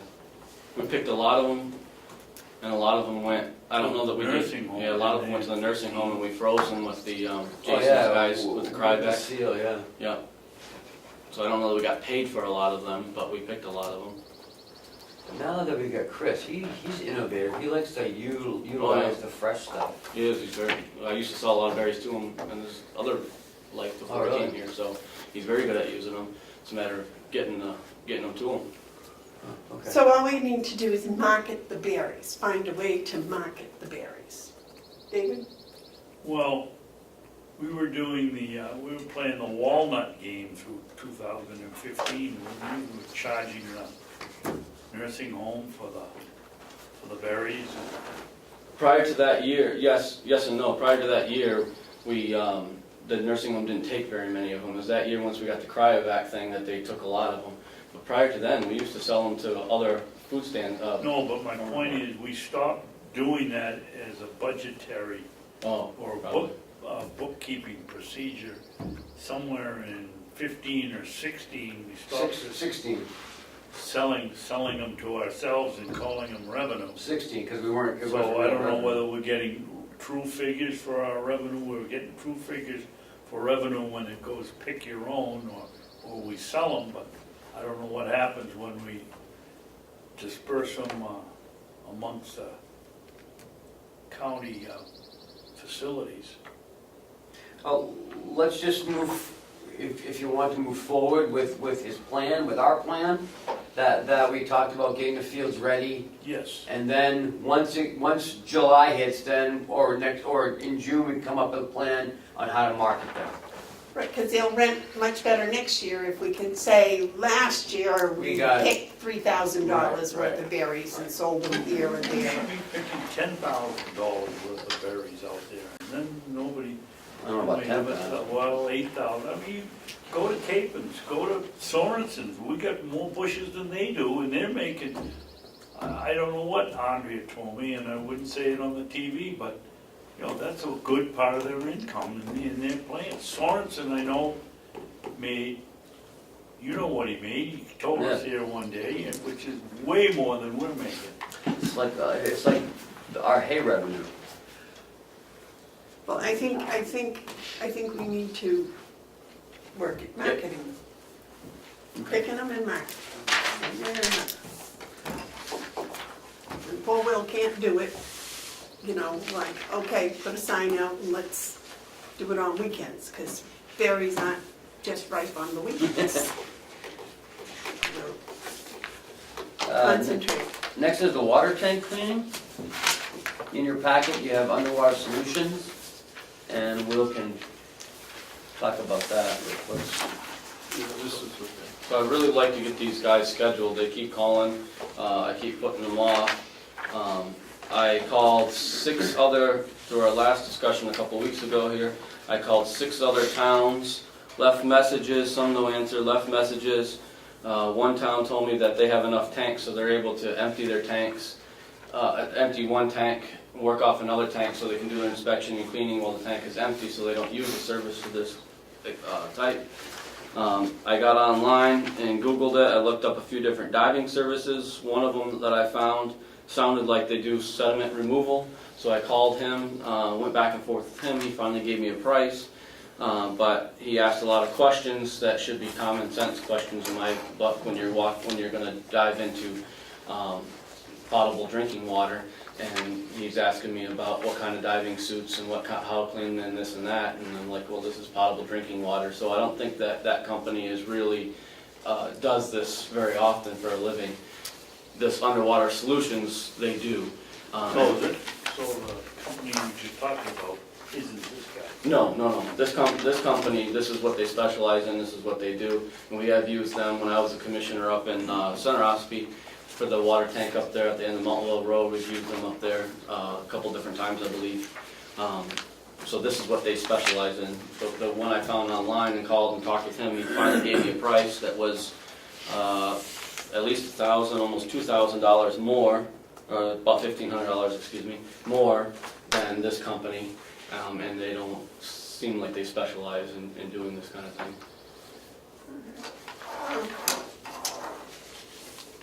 But this was actually the only actual bid that was submitted, other than the one you were just talking about. Right. I mean, we didn't go out to bid per se because there's only a couple of these companies that do this, and plus it's under $5,000. But then when I came in last time, you wanted me to check around because it was over the 2,000 mark, and so that's what I did. Right. Mark? I'd like to make a motion that we approve the agreement with Underwater Solutions Incorporated in the base amount of $4,480. Not to exceed? The proposed not to exceed $4,480 in accordance with their proposal of April 10th, 2018. You done? Yeah. I'll second it. Okay, the motion's been made and seconded to go with Underwater Solutions Incorporated. Is there any discussion? Yes. Yes. I did not include in this motion, and we may want to make a subsequent motion. I didn't want to muddy it up, but do we want a $500 DVD copy of the video inspection? Is that something that we should have? Yeah. Why would, maybe Will can tell us, why would we want the video? See, I asked him that question, and Will didn't seem to think we needed it, but To be honest, this is my first time I've had them come in. They provide, I think somewhere in there it says they do provide pictures. Which I thought if there's a problem, if they find a big crack for some reason, they're going to probably document and take pictures of it, and we get to look at that. So I didn't know that, I didn't feel that it was necessary to spend that extra money. That's good enough. If someone can tell me that's in this business better, why? I just don't see you spending the money right now. Yeah, okay. That's good enough. it does say that we have to have, the road has to be maintained to allow a truck and trailer up the hill. So I asked Will about that, and he said he went up there in our truck without four-wheel drive, so. It's rough and there's some washout spots here and there, but I don't think it's impassable. I think if they're pulling they got a pickup and they're pulling a trailer, I think that they should be able to get up there. That's on the next, as I've told Ken, that's on the next thing that I'm going to be starting to work on is figuring out, getting that set up to get fixed for the year. Is it possible to schedule this after the road's fixed? I don't know when when they're gonna schedule. They're calling us because they make, to me it sounds as they make a loop throughout New England, and so they want me to get this signed and turned into them so that we can be plugged into their schedule, and then when they get plugged in, they'll probably tell me the date that they're looking at doing it. So I don't know when that. And you can always run up with the loader and level out any big ruts and stuff, right? Right, if there was to get them in, if we could do something temporary. If it was that big a deal. Any questions? I don't want to amend Mark's motion because I think it's fine, but I would appreciate Willie asking him when we tell him they got the contract, ask him why you'd have a video. Okay. Yeah. We could always amend later. Yeah, I mean, if we want to raise the money for a video later, we can, but we ought to know Yeah. why. All right, is there any further discussion? All right, all those in favor of using Underwater Solutions Incorporated not to exceed $4,480, say aye. Aye. Aye. And would you give me permission to sign this, please? Yeah. I'll make a motion to you, do we have to do that? You're chairman, sign it. Yeah, it was implied. I'd like to be there when they do this, I'd like to see. Well, they go inside the tank, I don't, it won't be able to I'd see love it. to see you in a wetsuit. Yeah. Inside the tank. Maybe you can take them up in your truck. Oh. That's a sore subject right now. You made her cry. Her truck's, Yeah? let's last leg. Oh, really? Yeah. Hallelujah. I knew that, I thought that would come from What him. does my track have to do with your hula hoop? Jeez. Okay, well, let's see what else we got here. Is that it, Will, for you? That's Will's. I think that's it for me. Yeah, okay. The next is Bob, who's been patiently waiting. Thank you, you'll have a good day. Thank you, Will. Thank you. Thank you for going with me the other night. We'll find out tomorrow whether it was Oh, yeah, that's what you a get. worthwhile trip or not. You can, I need to see you today. Yes, I'll be when over in you're the done, can you give me a afternoon. call or? Yeah. Yes, thank you. Morning, Okay. Bob. Good morning, Commissioners. Now, Bob, you would like a laundry truck? Yeah, that's where you want to start? Yes, I would like a laundry truck. This is something that I put in the capital budget. It was approved by the Commissioners, approved by the Delegation. I have found a bunch of used trucks. My question to the Commissioners is, because it's going to be about $20,000, it's above the $5,000 rule, I think I need to ask you to buy a used truck. I assume that we have to waive that rule? I don't see how to buy a used truck otherwise. Oh, that's, I wanted to ask Will how they bought the truck down in DePrizio's. I did ask him. He said that he brought it to the Commissioners, the truck that he wanted, and they gave him permission to buy it. So this has been done before. All three have to agree Yeah, of to course. waive the bidding process and the Of course. RFP process. I'm fine, I'm sure. If Did it you helps find streamline what it. you wanted? I found multiple trucks. I haven't zeroed in on one yet, only because I kind of need direction. And I didn't know what to tell him, because I'd never purchased anything used since I've been here, so. How far are you traveling with this truck?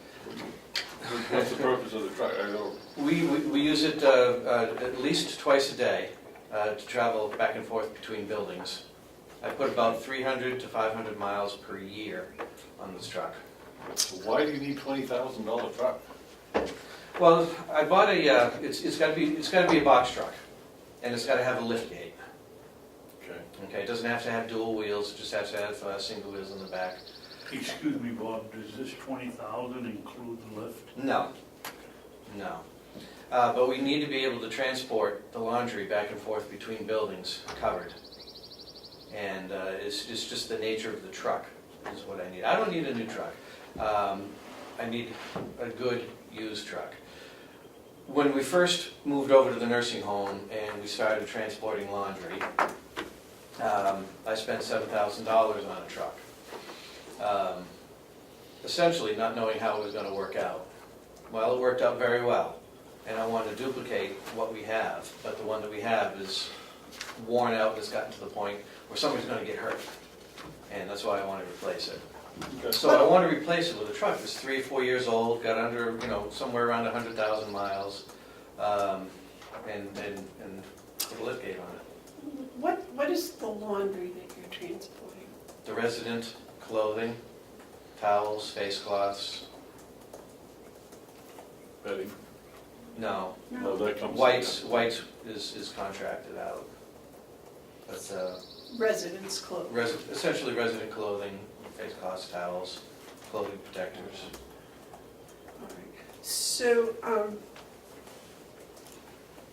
a regular van wouldn't be big enough? No, the carts that we use are very large, and there's 4 of them plus a couple of smaller dirty laundry carts. So a 10-foot box truck is ideal. Mark, you had a question? How much do you have set aside for this? $30,000. And is that with the lift gate? Yes, So how much is the lift gate, do you know? about $6,000. 6,000, so you want 20 for the truck and Yeah. another 6? Yeah. Boy, I think you could get a truck less than 20. I'm sure I That's not can. installed. I'm sure I can. Just quickly online, I went to Penske's site, and they've got, these are fleet trucks.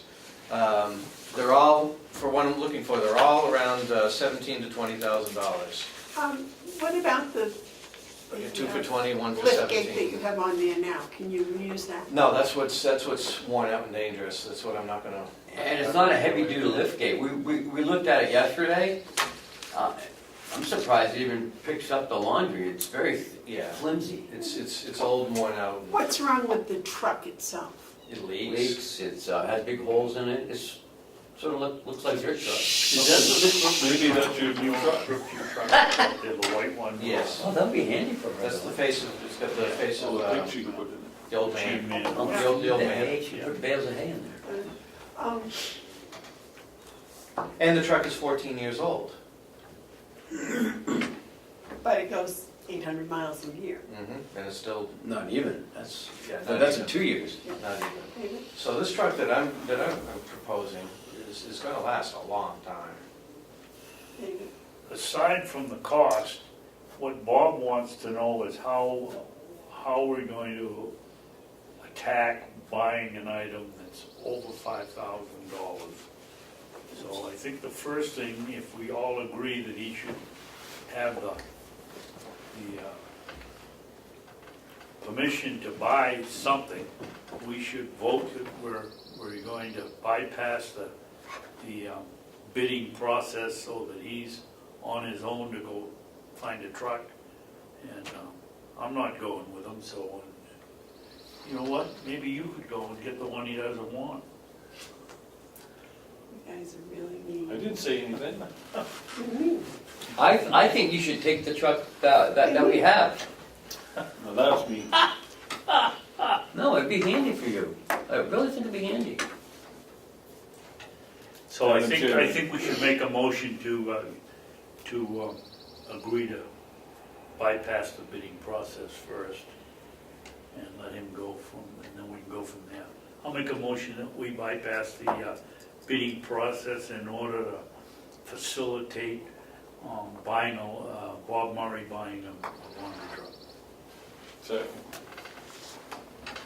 Is there any, the motion's been made and seconded to bypass the bidding process. Is there any discussion? Yes. Yep. Don't we have to give reasons? I believe so. Do we give the reason in the motion or do we No, give the reason it has to be in the minutes. Okay. So it doesn't have to be in the motion, it has to be after your motion.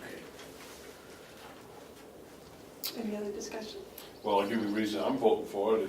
It makes an efficient use of our time and our resources, not being hung up on a policy that would in effect cost us more money in time. So that's my reason for it. I think it's functionally impractical to enforce that policy in this particular case, buying a used truck. It's not like the sheriff is buying a new cruiser where they can have multiple dealers present the best price for a car. We're picking out a used item. My reason is that it just facilitates the whole process and allows us to move forward on something else we should be spending our time on. And Bob's perfectly capable of finding the truck that he wants, and this is a way to do it. Do any of those have lift gates already? Finding a lift gate on a truck is rare, and when you do, they're worn out too. So what I want to do is buy a used truck and then a lift gate. That's in the budget, right? Yes. Yep. Any further discussion? Okay, the motion's been made and seconded to bypass the RFP process for a new used laundry truck. All those in favor say aye. Aye. Those opposed? Thank you. So you're free to go look for a truck. But and before you do, I'd like to know what it is. Oh, yeah, I'm going to present it Okay. when Yeah, I that would be find one. kind of nice. I mean, I don't want to buy a $50,000 truck. Yes, David? Well, I think they just beat me to it. What I was gonna say, I would hope that we've given you permission to go buy this truck, that you'll come to the board before you sign and seal and deliver it, and see what our thoughts are. Not that I know anything more about it than you for that, so I'm sure it'll be fine, but let's just cover our bases. Thank you. Okay, you're on here for a loading dock. Yeah, I have contacted White Mountain Survey and Engineering right here in Ossipee. White Mountain Survey is the one who did all the site work, surveying and engineering for Mountain View. They have presented me with a proposal to do the design work for the loading dock approach. I have to do some culvert work and move a light pole and whatnot, which involves drainage. So, since they're the company that have all the work, they have everything already. They don't have to duplicate any efforts. I thought it was best use of time and money to ask them directly to come up with a price. And they gave me a quote of $2,500 to do the design work. What that's going to leave me with is a design that I can move forward with to put out to bid for contracting to actually do the work.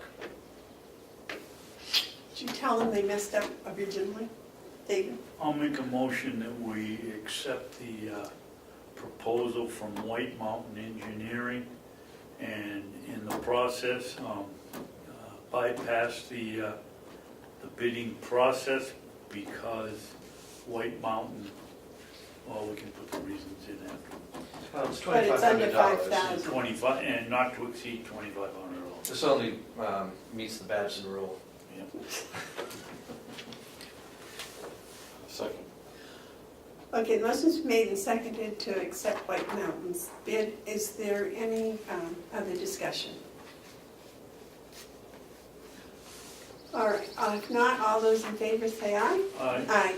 Those opposed? All right. And the reason, Madam Chairman, Yes. and my reason is that White Mountain did all of the surveying before the nursing home, has all the prints, and it would be time consuming to have somebody in, someone would have to answer a bunch of questions, and it's easier to go with the person that did the original work, and he did a good job. Cheryl, for the minutes, I want to state my reasons. It's ditto to what Commissioner Babson just said. Okay, gentlemen, may I sign this contract? Do you have any reason why you want to go with it? What? Just with them? Yes, because they're the ones that have all the original stuff, just like you said. Okay. Okay? Thank you. Besides, you know how to fix it.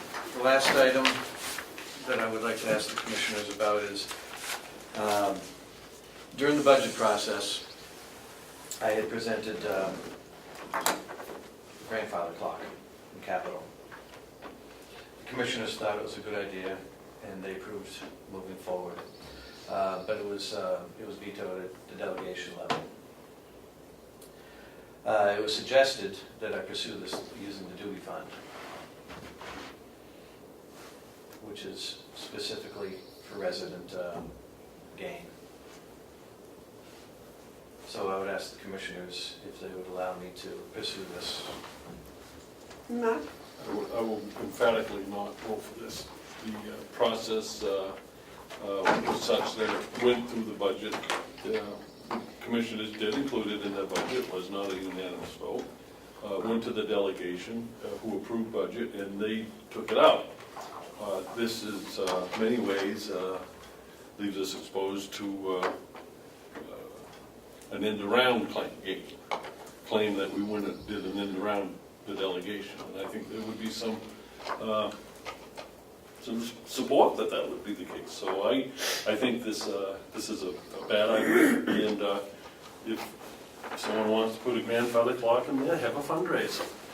But I don't see this being the use of the money. David? I think we should have a motion before we discuss the reasons why we do or don't. Well, sometimes we do it that way, Commissioner, and sometimes we don't, so, Okay, I will just say that when a motion is made, that I have already spoken, and that there's nothing going to be said that will change my mind. Okay, I'll make a motion that we use the duty fund to purchase the grandfather clock. I will second. All right, now the discussion. Yes.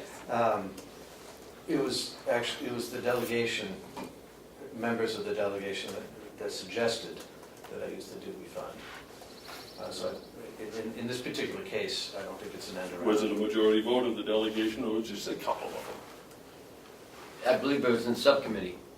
Okay, so it wasn't the full delegation. So when you can bring in information like that, make sure it's accurate. The delegation never said use the Doobie money. Members of the delegation may have opined that that's a good way to use it, but you shouldn't come in here and say that that's what the delegation said, because they didn't. David? The Doobie Fund was set up by the Doobies, in my opinion, and I've read what they dedicated the donation to. This is a perfect example that for the enjoyment, or the, I forget what the other word is, of the entire resident population, and I think this fits the need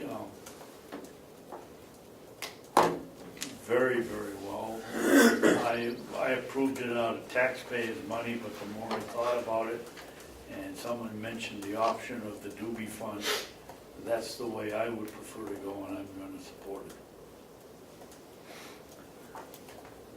Any other discussion? Okay, the motion's been made and seconded to take the money out of the Doobie Fund to buy the grandfather clock. All those in favor say aye. Aye. Those opposed? No, Motion passes 2-1.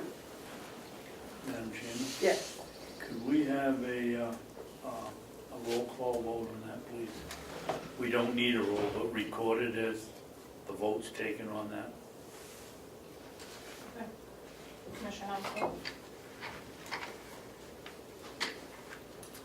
vote had been called and I had placed my vote. I don't need to replace it unless I get to say some more about my objections, which I don't choose to do. I voted, I've said my piece, that's it. But you can record the vote. She recorded the vote, she did it. I'm not going back and re-voting on something. Well, as long as it's recorded and not just 2-1. You should Oh, have, I want to know that, I I want always put people in to there. know I voted for it. well, then you should call for a roll call before the vote's taken. But Cheryl usually puts it in your vote. How?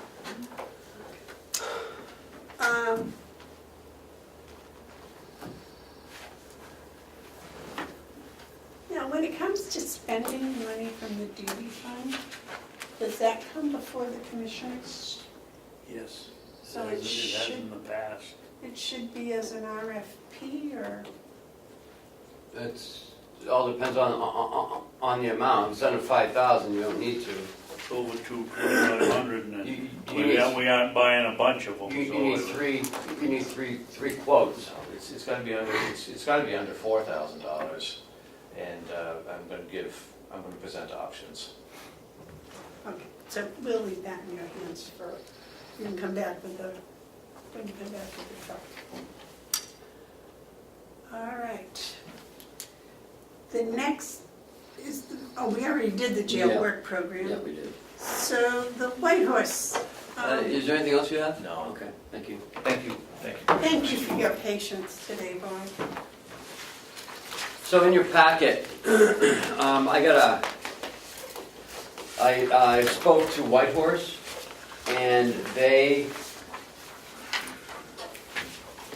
have opened, they've closed on their North Conway location, and they have some startup expenses that they'd like to cover right away. And one is the fire alarm expense. They have to redo their fire alarm system. That's $13,555. And they need to make their bathroom ADA compliant, which is about almost $1,500. So they'd like an upfront payment of $15,000, and then to reduce the monthly invoice expense by down to $6,250 for the rest of the year to get up to the 100,000. They're not asking for more money, they're just asking for a chunk to help subsidize some of the startup costs. A little prepayment. Yes. David? Yes, I realize it's not really our business, but if they're renting, if this is for a rental space. No, they're not No, renting, they they bought it. closed, they bought it. They bought the it, so the building. $15,000 is gonna go for something Yes, that's gonna stay there Yes. and we own, or Yes. they own. yes. Okay, that's fine with Condominium, I me. think, isn't it? A Office- condominium offices. office space, Space. yeah. Okay. Damon did a lovely article about it. No. Oh, yes, it's very nice, very pictures. Did you take those pictures? Yes, thank you. Nice. And the video. Very nice. I'll make a motion that we go along with the proposal that White Horse Addiction Center has given us to front them $15,000 for work on their new facility, which will reduce our monthly, still the same $75,000 a year, but will reduce our monthly payment. It's 100,000. 100,000, reduce our, reduce our monthly payment. Okay, motion's been made and seconded to go along with White Horse's proposal or payment for the year. Is there any discussion? Okay, all those in favor say aye. Aye.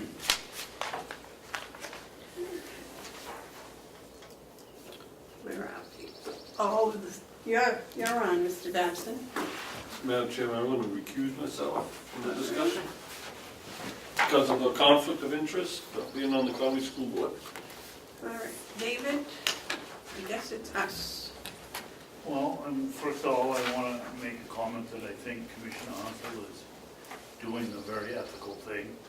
And the second thing is, I would like to say, I got it yesterday, and that's not Ken's fault, because I had it early in the day, but I just didn't have time to read it. So would you like to wait and do it next week? Yes. And is there any chance of us getting a comparison, side-by-side from Johnny Frizz?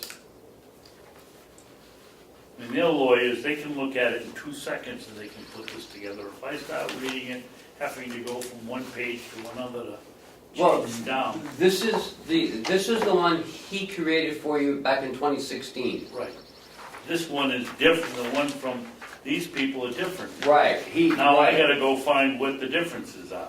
Well, did you see the paper he Did you read sent? the Yeah, email he this sent? is just the one, this is just about going back to 3 years. I mean, I don't want to pay him more money to have him redo it. Okay. I mean, I don't want to think it's simple. redo it, but I'd just like to. Well, there may be You more said time for him. He said there, you said there's a lot of changes, he only wrote one. But that was before he looked at it. Oh, okay. Remember, we sent it to him and I wanted it for the next meeting, but he said he didn't have enough time. So because I wasn't here last week,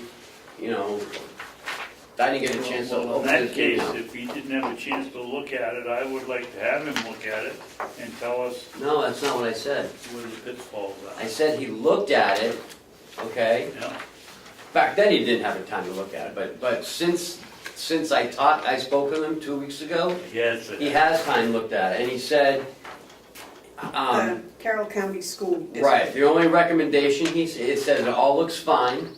The only recommendation he has is in paragraph 10. It states one person appointed by the Carroll County School Oh, yeah, District. that's right. There is no Carroll County School District. So he wants it to read one person appointed by Carroll County Commissioners. And isn't it 9 years? Yes. Do you want 9 years? No, I would like to reduce it. Okay, so that's another thing. I don't want to get in a negotiation with Conway School District, because they've done a nice job, but, I don't want to say 3 years and settle for 5. I'd like to just say 5, and hopefully they'll accept that. So go from 9 to 5? Yeah. Should we let the Hales superintendent know that? Oh, wait a minute, that's you. That's me. Okay. So will you do that change with the superintendent of Conway? Or you send me an email, or what are you gonna do about it? You asking me? Yeah, 'cause you're Yes, I will superintendent. call. I will call. So the two changes are down to a 5-year contract for both K through 6 and Yes. 7 through 8, and also to change in paragraph 10 of both contracts, the Carroll County School District to Carroll County Commissioners. Yes. Can I have that, please? And I've written it on here. So can we make a motion and vote for that, or do you want to? No, we come back, we don't need that. Okay. I'll do that. Can I have that piece of paper? Can I have this? Yeah. Okay. Yeah. And are you okay with the tuition fee payments? December 1st, March 1st, and June 1st? Yep. Oh, and September, so every quarter. That's Okay. what we've been doing on the life of the other contract. Okay. Okay. So, are we done discussing the school? Yes. Okay. Mark, we are finished.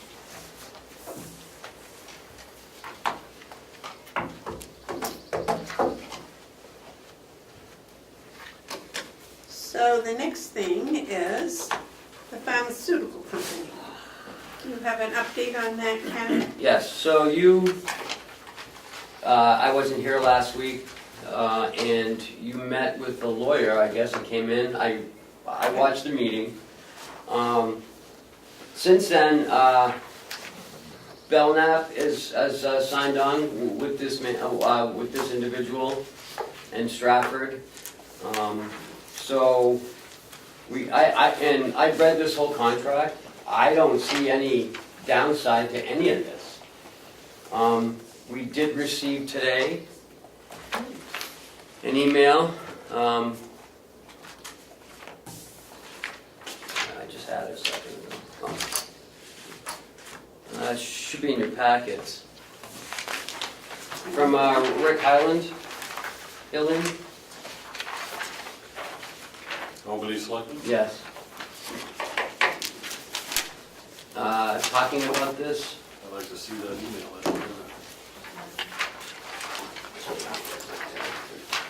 Oh, this was in the pack. Yes. Yep. There it is.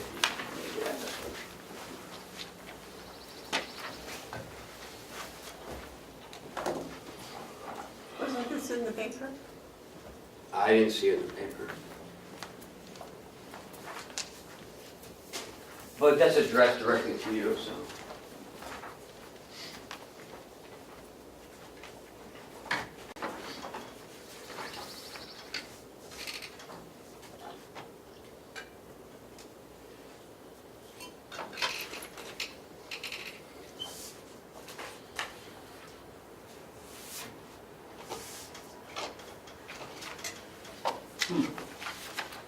And Wow.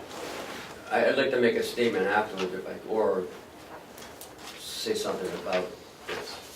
Or do you want to read it into the record, or? Why not? It's a public document. Well, he's a selectman in Albany, and I think that takes it to another. It's not, he's writing this, He doesn't say He's that writing he's it as a speaking for private himself. individual. Yeah, He's writing it as a private individual. it's still a public document, but it's at this table, it's a public document. If I present it to you. And it's here, so it's a public document.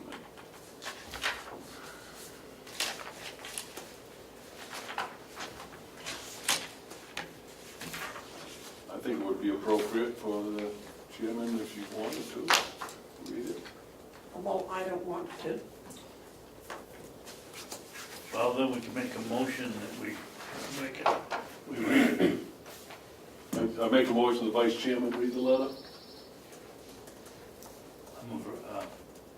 I'll second it for discussion. Can I discuss that? Sure. I'm a very poor reader, so I'll read it. the clerk has great skills in speaking publicly. And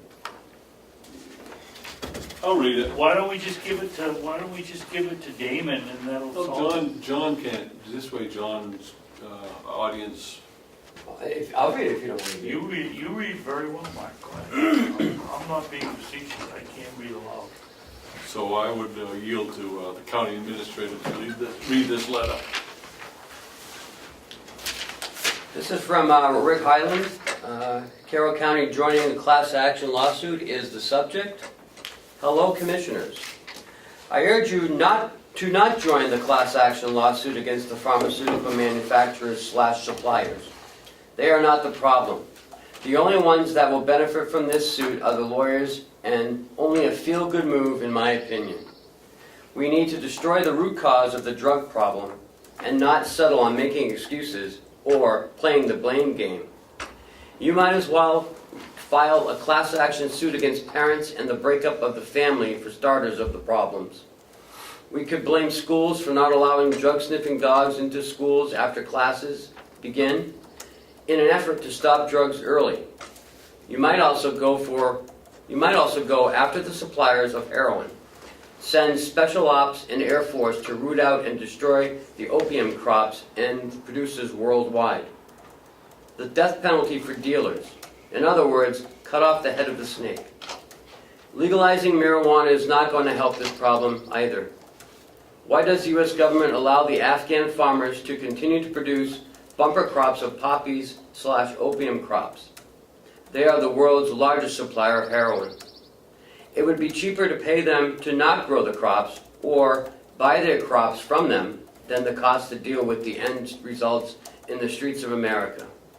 Reagan, Bush, Clinton, Bush, and Obama have failed to stop the flow of illegal drugs. Why not file class action suit against them? All we are doing is hiding behind the truth or not admitting to the truth and creating little microeconomies inside our economies to deal with the drug problem aftermath of others at taxpayer expenses. The illicit Clydesdale manufacturer of fentanyl coming from Asia needs to be stopped. Treating overdoses is not the answer. Stopping the illegal production is. Take a pragmatic approach and declare war on it if you want to stop it. My opinion. Thank you for all you do at the county. Rick.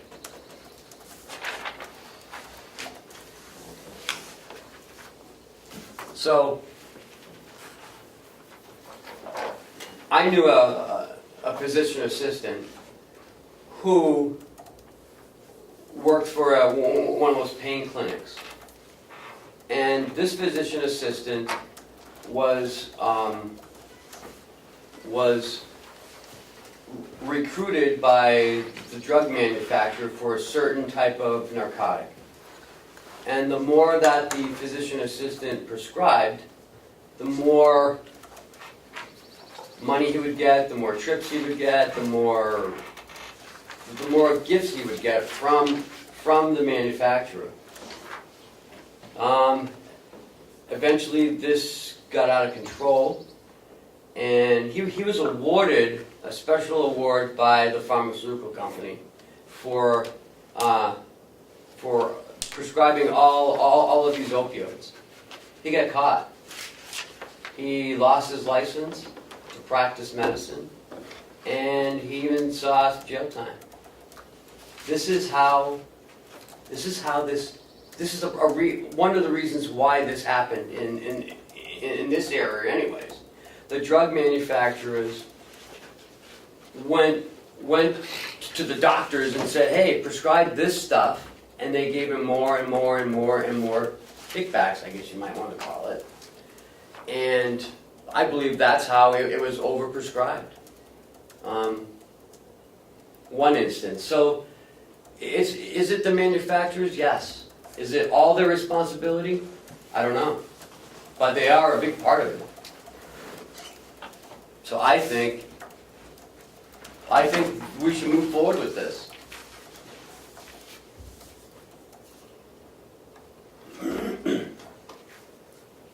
Mark? So I'm looking at this engagement letter that was signed with the County of Stafford. one that would be us if we were to go this route. And it says, New Hampshire civil lawsuit against those legally responsible for the wrongful manufacture and/or distribution of prescription opioids and damages caused thereby. Okay, so how can you be legally responsible for wrongful manufacture? You know, who are we talking about? Is it the guy that drives the truck on the distribution? If someone's doing wrongful manufacture, that's already legal against the law. So, you know, and if someone gets an order placed, and that's a legal order, I don't see how they can be held liable for making the delivery. If what was delivered was legal to be delivered, I don't know. There's something about it that just doesn't add up. And so what I do when I have something like that, and it's honest to make a decision, if it doesn't add up, I vote no. I don't have the confidence that this is the best avenue for us to take. I just don't. I also think that there's some merit to, you know, becoming so distracted that we're not focusing on the real problems. And I know that this commission, this county, we are very serious about solving problems. We just, you know, made a commitment to get a drug sniffing dog. We're very much aware. We just approved making an advance on money that we have given to Whitehorse. So we are very serious, and I think that's why we were interested in this, but I think this is a misdirection for us at this time. David? I agree with Mark. I was hoping he was going to make a motion. What? I don't know, if we need a motion in the negative. I mean, the question would be, do we want to join this suit? I could make the motion if we want a record. I'll make a motion and then vote no against it. If you want to have some, we shouldn't put a negative motion up there. We can avoid it. But if you want to have discussion, then we could do that. I agree with what you said, and I think this gentleman that wrote this letter pretty much hits it right on the right on the head. I mean, and you made two good points, and we've fronted money to Whitehorse, and we've just got a sniffing dog, and Yeah. I mean, I don't know what else we can do with, and we only get $20,000 or a portion of $20,000 from the state to help us, so I don't see why I haven't seen enough evidence to prove to me that the people that are supposed to oversee this pharmaceutical problem have done anything bad. Well, I don't think they've done anything good to speak of. I have talked to many people that are in, or trying to be in recovery from opiates. And many of them tell me that they started with prescription drugs from their doctors, prescription pain pills. But that's not illegal now, Jan. No, that is not illegal, but what's happened is the people that were supposed to oversee the transition of pharmaceuticals to the doctors just turned a blind eye. They did not see that, oh wow, this doctor is now prescribing Percocets at a rate 10 times what they started. Right. And why? And then when the things tightened up, the people couldn't afford, insurance stops paying for the Percocet, and they turn to the opiates, which are much, much cheaper and much easier to get on the street. Fentanyl is another problem. I don't want to give examples, but there are examples out there. Some people have willingly come forward and said, they were started with prescribed fentanyl, and then when they had to pay for it themselves, when the insurance wouldn't, that they started buying it on the street. And somebody should have watched over when the pharmaceutical companies, the government kind of released some of the guidelines a few years ago. The doctors were told by the pharmaceutical companies that these drugs were not, the opiate drugs were not going to be habit forming. They weren't going to end up becoming heroin addicts. And that has happened. Not every heroin addict started out with prescription drugs, I agree, but a large percentage of them did. And nobody was watching over to make sure this didn't happen. I myself broke my leg, went to the hospital. They gave me a bottle full of Percocets to go home and come back the next day to have my legs set. I was not aware of, I don't like taking pills anyways, I just don't. But I was told later that that bottle of Percocet had a tremendous street value. You know, and I turned it in and got rid of it. Just recently, my son hurt his finger at work. He went to the hospital. They gave him a prescription. We went to the drugstore to fill it. It was opiates, and it was a huge bottle. You know, it's like they're still doing it.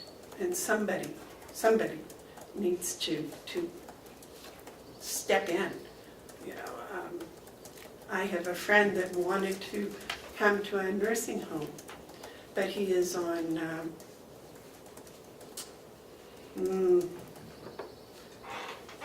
Medicare? no, they were just talking about it this morning. The drug that the dog was going to be trained. Oh, Suboxone. Suboxone for pain. He was prescribed it for pain. He's on it for pain. The nursing home would not accept him because he's on Suboxone for pain. You know, so it's like this, whoever's supposed to be watching over this, whether it be the government or whether it be, you know, their watchdogs, they're not doing the proper job. It's costing this county many, many, many thousands of dollars. This is a lawsuit, hopefully, if nothing else, will bring to the forefront that this is still going on, that there is overprescribing of medication that results in addictions. If we get money out of it, and we can use it to help the people that are already addicted, that would be fantastic. But at the least, I believe, by putting forth a lawsuit, it brings to the public, already, it's been in the newspapers several times, it's brought, you know, it's just bringing it to people's awareness. If I hadn't sat here and listened to a lot of the discussions that I listened to, when my son got that bottle, I wouldn't have stuck my nose in his business. But when I saw it, I explained to him what it was. You know, and he said, well, I don't want that. He said, I'll take Tylenol. So, I mean, that's just brought forth this education is helpful, and I think that this is part of that education. I am very much in favor of this. I believe this person, I've done some research, I believe Ken's done some research on this particular law company, whatever you want to call them. They are reputable, they have done this in the past, and they have been successful. So I am very much in favor of this. Ken? The drug manufacturers knew exactly what they were doing, making money. They, you know, they paid my friend money, gifts, trips, vacations to overprescribe. And it ruined his life, amongst other people's lives. So. Mark? I give a lot of thought to this because, there's points being made that are, you can't turn a deaf ear to them. But at the same time, you gotta look at the whole picture. And this whole picture includes the fact that when I was a kid, and kids my age, we were introduced to Fred Flintstone vitamins. Right? And then from there, we started seeing more and more pills becoming more and more acceptable. Rolling Stones had the song "Run Into the Shelter for the Mother's Little Helper" about Valium. And then we saw into the 70s, 80s, 90s, we saw education say, okay, if your kid's not really focusing and it isn't really, kind of a problem, we think they should take Ritalin.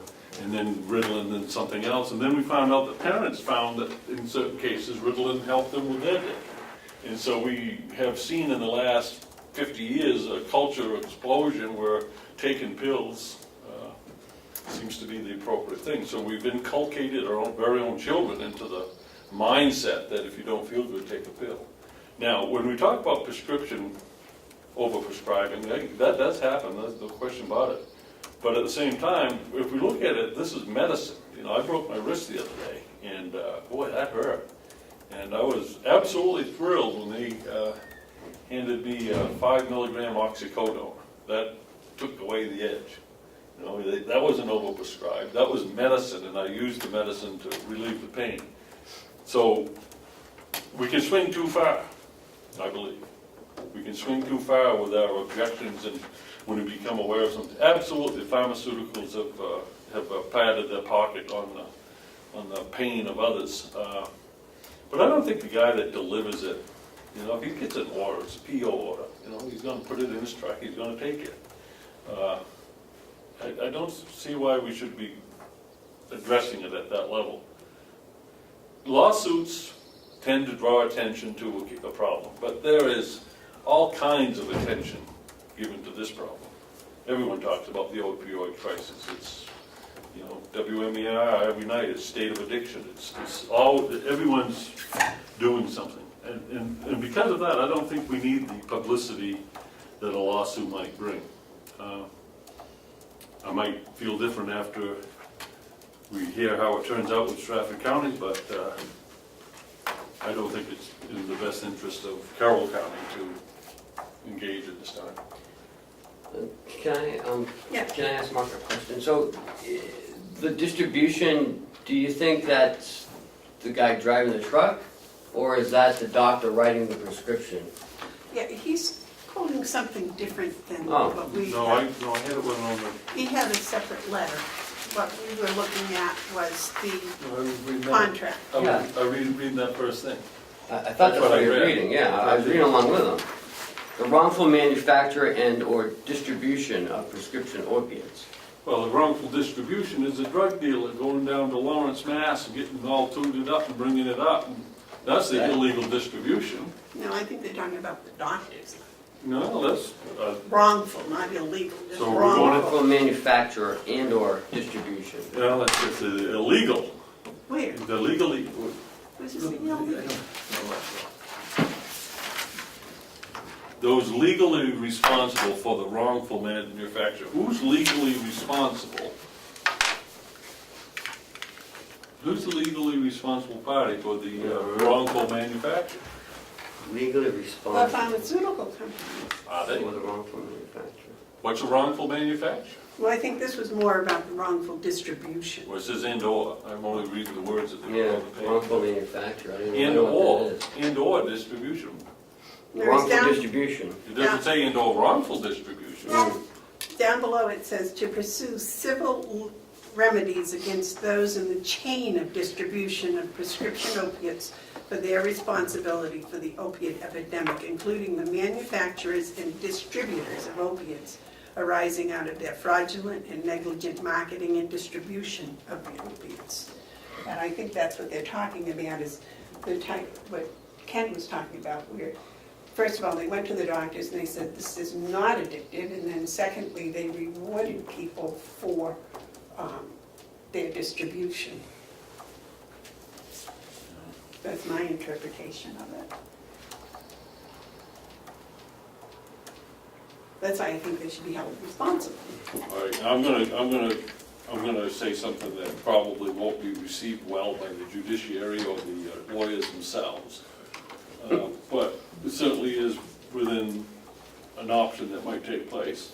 This suit goes forward, and the attorneys are causing all kinds of problems for whoever's on this list, that they're trying to find out who's responsible. So nothing is settled, except that they decide to do an out-of-court settlement, which doesn't bring justice at all, it just ends the case. And then lawyers will get a whole bunch of money, and it won't amount to spit difference on the problems that it was trying to increase. I have to say I'm very skeptical that wouldn't happen. I believe it would happen. I think you would read somewhere 2-3 years from now that was an out-of-court settlement, and if someone agreed to pay $4 million just to have it be over with. So I don't want to play that.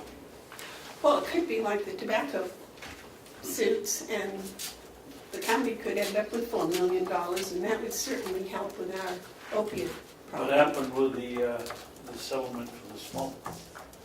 The state of New Hampshire got it all.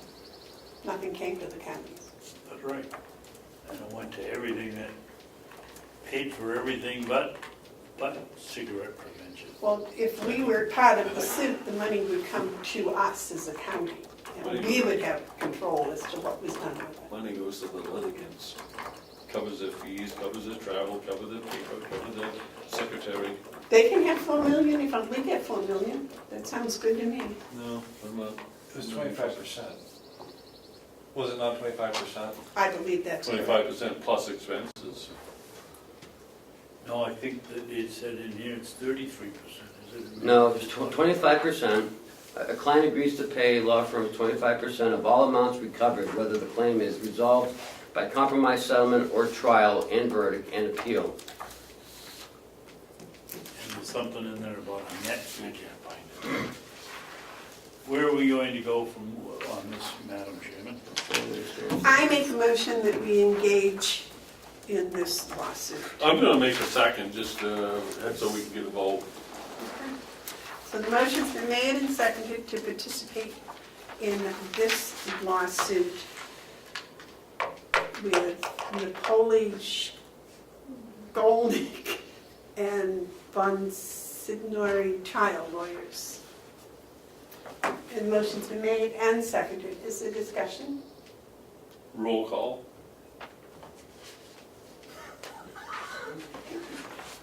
Here, I take it there's no discussion. Oh, if there's no roll call. There's no discussion? Okay, no Yeah. discussion. Roll call vote. Roll call. Would you please, Cheryl, do a roll call? Commissioner Hounsell? No. Commissioner Babson? No, Commissioner Bevard? Yes. Make a motion, we reconsider and urge my colleagues to vote no. I've already voted yes. Make a motion, motion to reconsider. Non-debatable.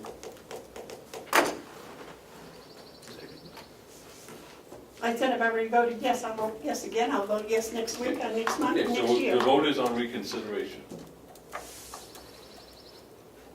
Call a vote, please. Motion's been made and seconded to call a reconsideration. All those in favor? no. No. Well, you said all in favor, say yes. So, All in favor of reconsidering, say yes. Is that what you want? yeah, now call the noes. All those in favor of reconsideration, say no.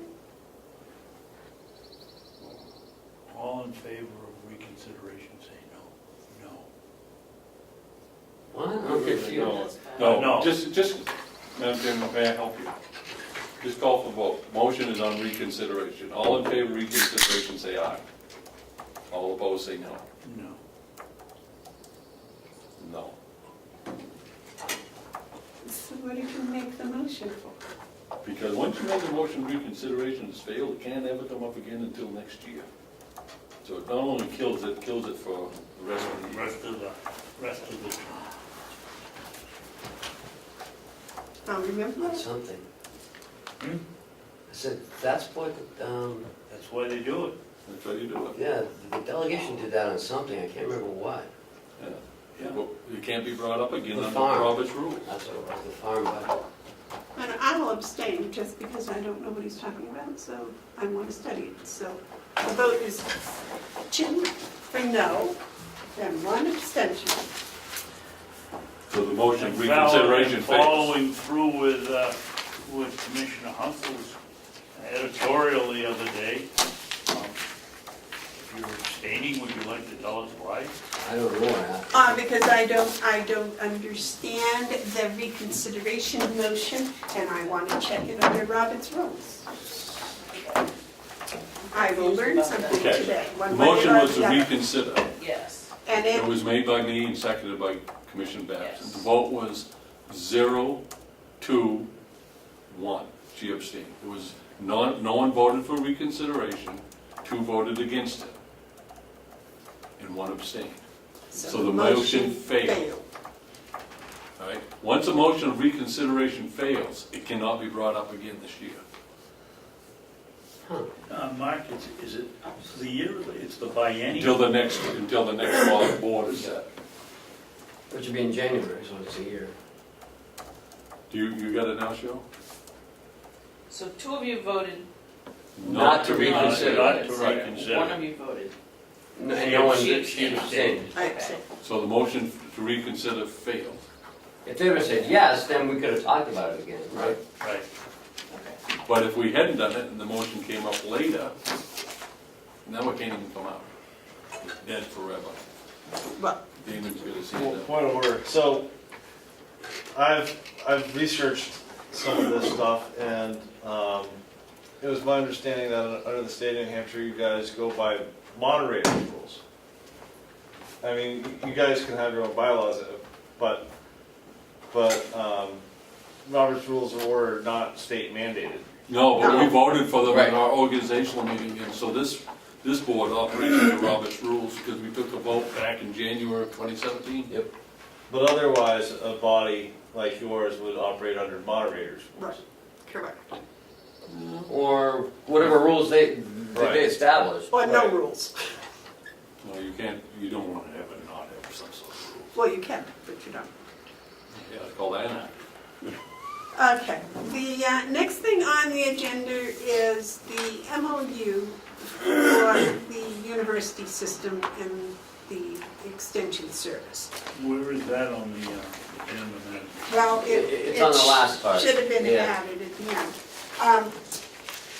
Where? At I the said end, it should have right, been should have been added added. right there. Oh, okay. And I- And So I'm adding it now. it is in our folder? Right, now, the File? thing, one of Here, the this is- things is, they want to have a meeting where the county commissioners and the county delegation chairs attend and do the signing on sometime in September. 16th and 19th. Right, so I'm not sure if we wait until then to have this signed, or whether they, because it's only asking for the chair of the Carroll County Commission. So I can't think of a better person to go.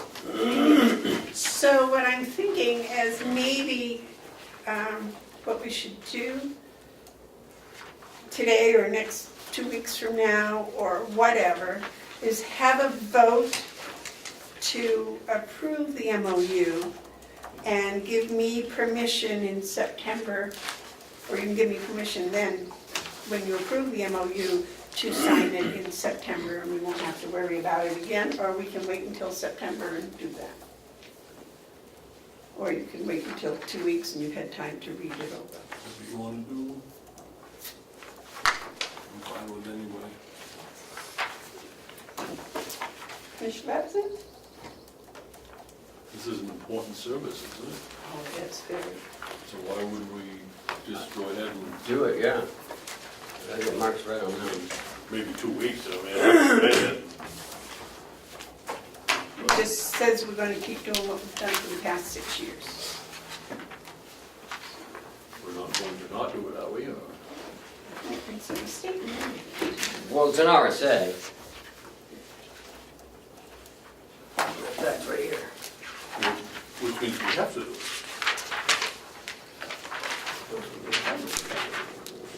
Why would you want, it's universities outreach RSA education. 2410. And it changed it to a 6-year MOU, which means this is good from 18 to 24. Yeah, it says right here, the Chancellor University System of New Hampshire or designee acting as the agent of the University of New Hampshire shall negotiate the revision of the existing memorandum of understanding between the University System of New Hampshire trustees and the county convention relative to the support and operations of the UNH cooperative extension programs. The revised memorandum of understanding shall be negotiated and adopted in 1995 and renewed every 6 years thereafter. The county convention may raise and appropriate funds to supplement state, federal, and other funds to the support of UNH. So, do you want to make a motion today? See why not? Yeah. What, I noticed the chairman of the delegation has to sign this.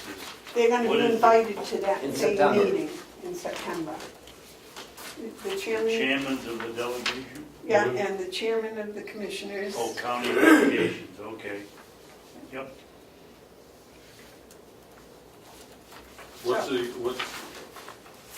What's the county delegation's role in the contract? They approve the money for Just Only the funding. the budget. But they've already done that, haven't they? For this year. Yes. This is for 6 years. They usually don't approve stuff for 6 years. So do they have to get a vote of the delegation before the chairman can sign? You think so, yeah. So they would have to meet in order to give that vote? Mhm. Sometime between now and September, Yeah, right. give him permission. He can't just sign without No. a vote. Well, I'll make a motion, it wasn't one made. Make a motion that we sign the MOU as presented with the New Hampshire UNH Cooperative Extension for 2018 to 2024. 2018 to 2024. And for me to sign. And authorizing the chairman to sign.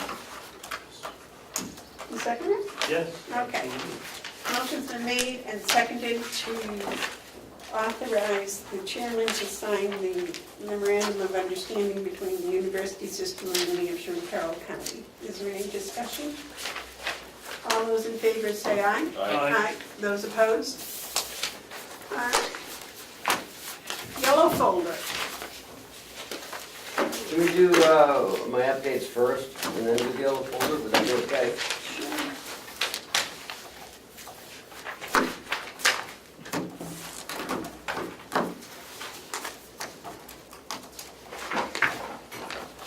On Friday, have the New Hampshire Association of Counties meeting at Primex. It's at 10 o'clock. Is anybody going? I'm not. Okay. This isn't a commissioners meeting. This is an executive. Right, executive committee and officers meeting prior.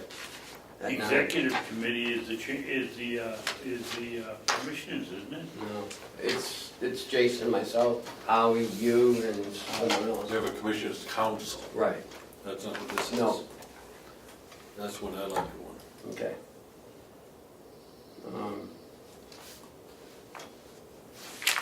Are all the commissioners supposed to go to this?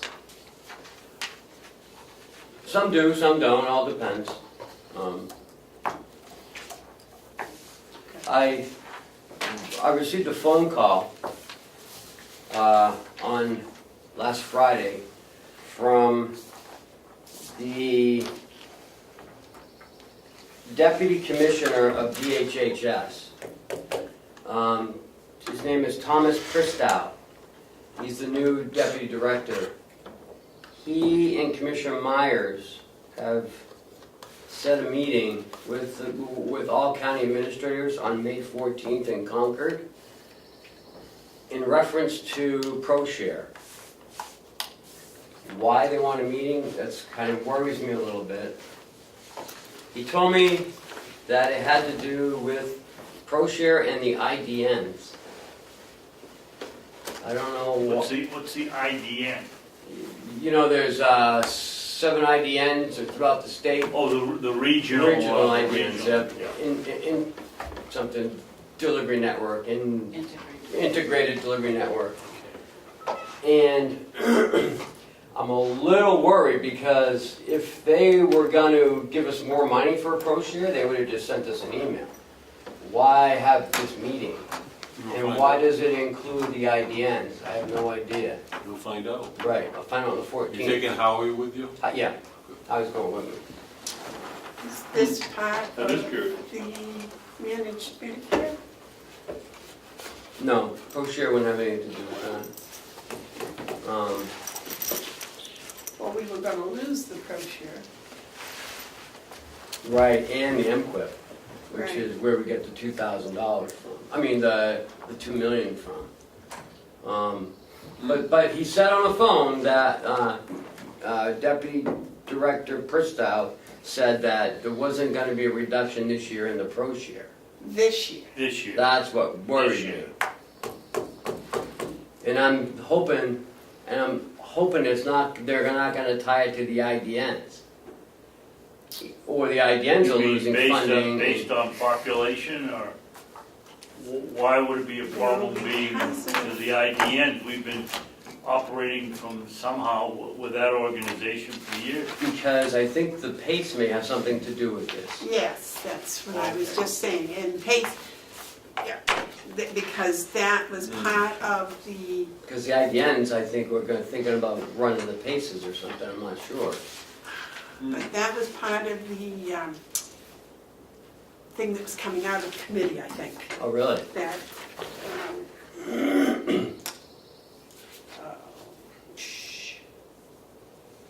Well, it would make sense that it was having to do with pace. because it's for the elderly. And distributing the money for the elderly. But they assured us at that meeting when we went Yeah. there, that, oh, it was gonna be there for the next, at least till 2020, and they weren't gonna reduce anything. Yeah, that was the date they used, 2020, that's right. The, But that was before the compromise. Mark, what's Not- okay, so I've been tracking daily Neil Kirk's Bill 1816. The Senate took action yesterday. I don't know what it was, but I'm pretty certain they adopted Senator Bradley's amendment, his committee's amendment, which means it will go back to the House for committee conference. And that should concern us, or should at least keep us awake, because they're talking so much money and so much administrative options that they're not just going to disregard this. The committee conference on a bill like this thing could turn into a Christmas tree, if you will. This could turn into this has the potential of really making changes quick. Is that what we want? No, Yeah. we want the Senate's amendment, but when you go into a committee conference, You No, don't no, need anything, it can change, bang. there's a black ball vote. If you're a member of the committee conference, Wow. one person can beat I've six. never heard it called that, but you're absolutely right, it's a black ball vote. Yeah, it's a black ball vote, and I was, statute of limitations are up, but I was put on it when I was on the Senate, I was put on with the instruction vote no, Wow. from the Senate president, and if I did, we killed the bill. So, you gotta pay real close attention to what's going on. I've been on one where the senators showed up and agreed, made the change, and then never showed up to sign it, so the bill's dead. Wow.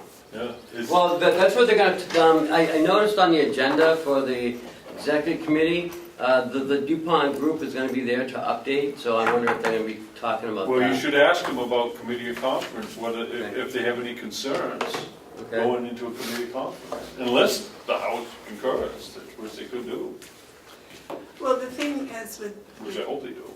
I believe, if I've read the compromise correctly, it's only about the nursing home eligible elderly. So I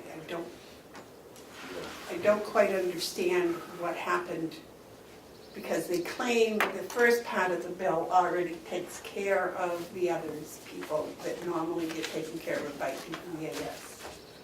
But I think that's still up in the air, so I think this, I think probably it would be, I think it's important that I probably would like to go on Friday, just to hear Okay. what's being said about that. You going? I hadn't planned on it, but I can. Maybe I will. Okay. You driving? Yeah. Oh, jeez. Well, you drive it. I'll drive. Yeah. No, I don't want to fall through the floorboard. That's scary. The last meeting, you wanted me to type up a letters to the department heads for the good job that they did on the budget. I changed a couple things around. Oh yeah, you sent this out yesterday. Mm-hmm. Yeah, I think that's nice. I got the White Horse report for April.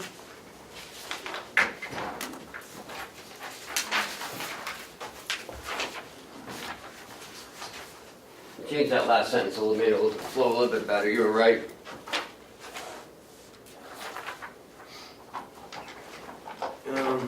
I think, did you see that, David? Should we sign all of those? Yeah, that would be nice if you did. So it looks like they're serving 50 clients from Carroll County, and they're, looks like 174 total units of service for the month of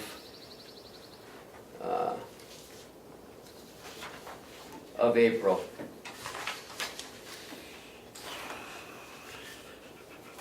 I'm always leery of anybody that comes in and talks about total hours of service, or total service, or total number of people served.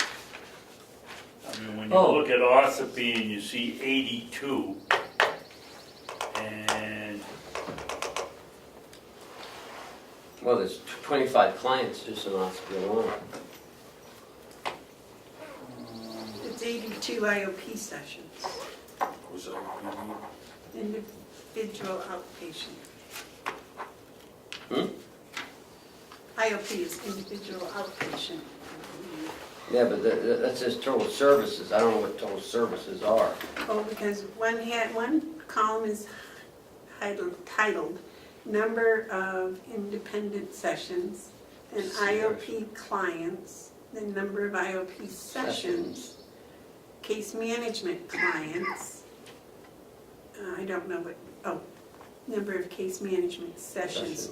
I think they have to have someone come in and sit down and they do a plan for them. I'm not sure. Madam Chairman, I'd like to ask that we direct Ken to tell Whitehorse, or ask Whitehorse to send us in just a short paper that defines what each one of, obviously I know what the number of clients are, but what is the number of IOP services versus case management clients? What are these, please? Okay. Just a simple explanation.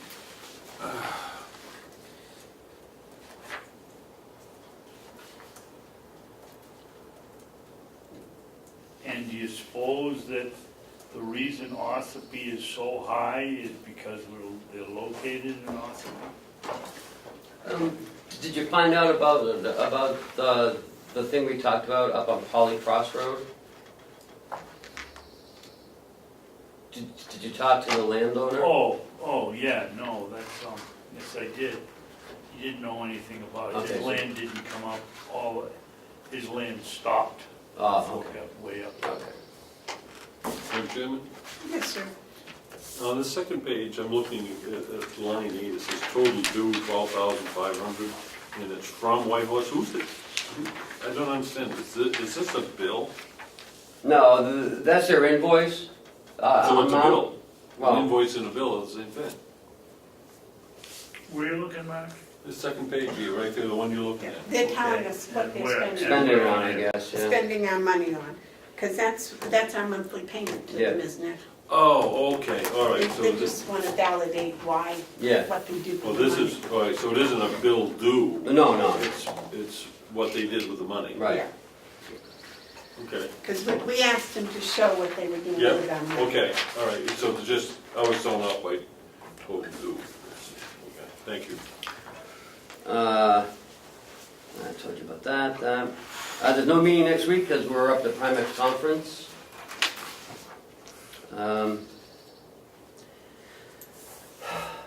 So the last thing I need to talk to you guys about is the Hales location tax collector.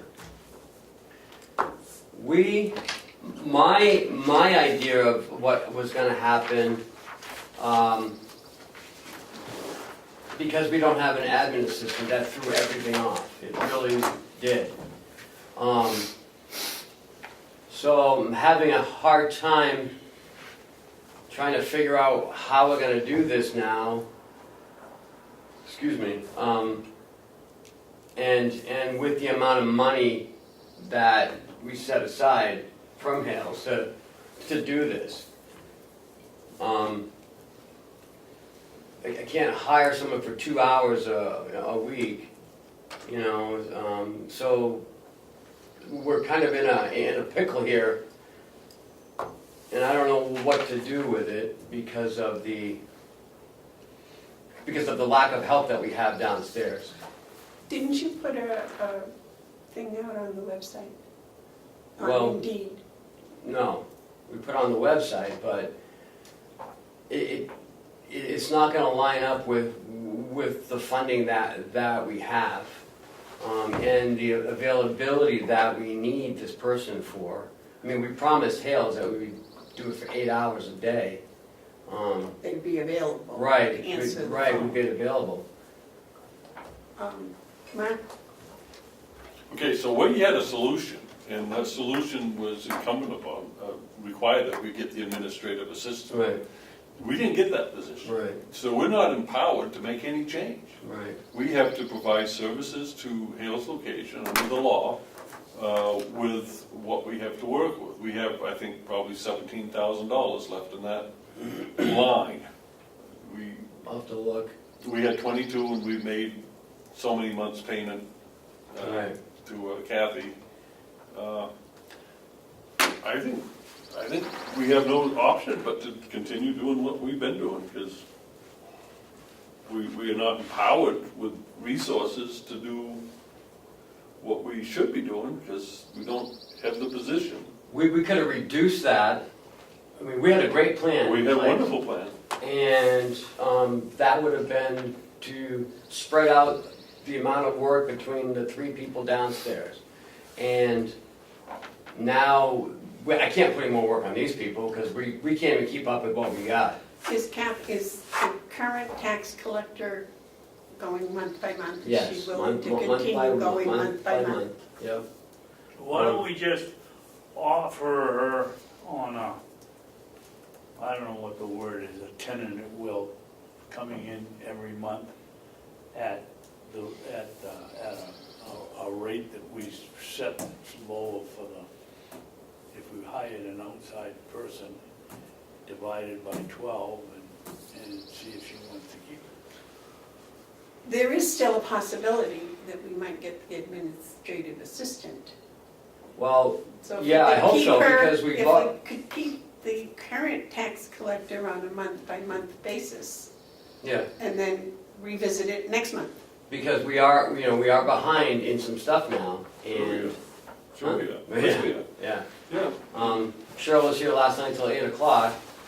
You know, That wasn't Hill's location. no, but but because we don't have this admin assistant, it's gone too long now. It's gone way too long. And we're behind in some stuff. The auditors came in last week.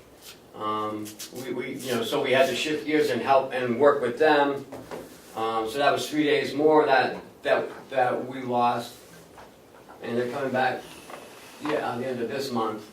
Hopefully to finish everything off. And then we'll get our report in June. Okay. So can we just keep the Hales location tax collector on a month-by-month basis? See the... Until if and when we ever get any more help downstairs.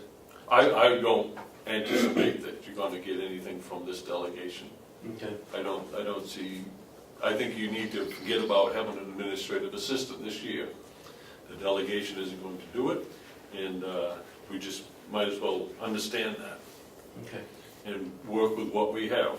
And what we have is not an improvement, but it's what we have no choices. David? I don't see any solution, but it disturbs me that Cheryl is here at 8 o'clock at night and then back here at 6 o'clock in the morning. At some point, we're just gonna have to say, you go home at 4 o'clock or you go home at 5 o'clock, and we fall further behind, and finally when it catches up and it all goes to hell, then maybe the delegation will find out we need another person. You two cannot work the hours that you work. When's the next delegation meeting?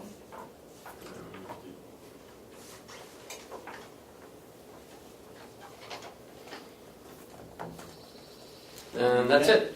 That's, I don't like this tit for tat or holding us hostage or any of this other stuff. But my God, the last meeting, Sunday morning at 2 o'clock, Kathy Armstrong is downstairs working, and they don't use the stuff on Monday.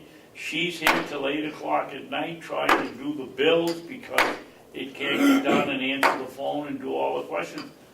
We can't do anything except, I hate to work it, to say it, but, it's something like holding them hostage. We have to get somebody in that office, and I don't know any other way to do it. Yes, sir. First things first, I think I've expressed it before, and I'll express it again. I think we're expecting and getting too much from our office help downstairs. They shouldn't be working the hours that they're working. It's not healthy for them, and some of it they do it because they like their job, they want to do a good job, but it's kind of rude for us to take such advantage of them. And I'm very close to proposing an idea that we direct them that they're not to be working here after 5 o'clock in the evening. And I don't think they probably like it much, but I think we have to consider that. You can burn people out, and then where would we be? I mean, we want to do the best job that we can, and we want to keep the service level at where it is, but it's getting to the point where we can't, because we're all over the place now. We're trying to get this done by that done and this done, and the auditors come in and then something else happens. And then they come in with a question, they want to know where the propane delivery truck stopped before it got here. Oh, that reminds me, I just got an email from them. On the questions from the delegation, I got the auditors came back and said that the topic and of the list are beyond their scope of the audit. Yes, it is. And requested us to provide the county with a quote for these additional services. In order to provide an accurate quote, we respectfully request the delegation to provide additional information on each topic. On the petty cash accounts, what do they want them to do with the petty cash accounts?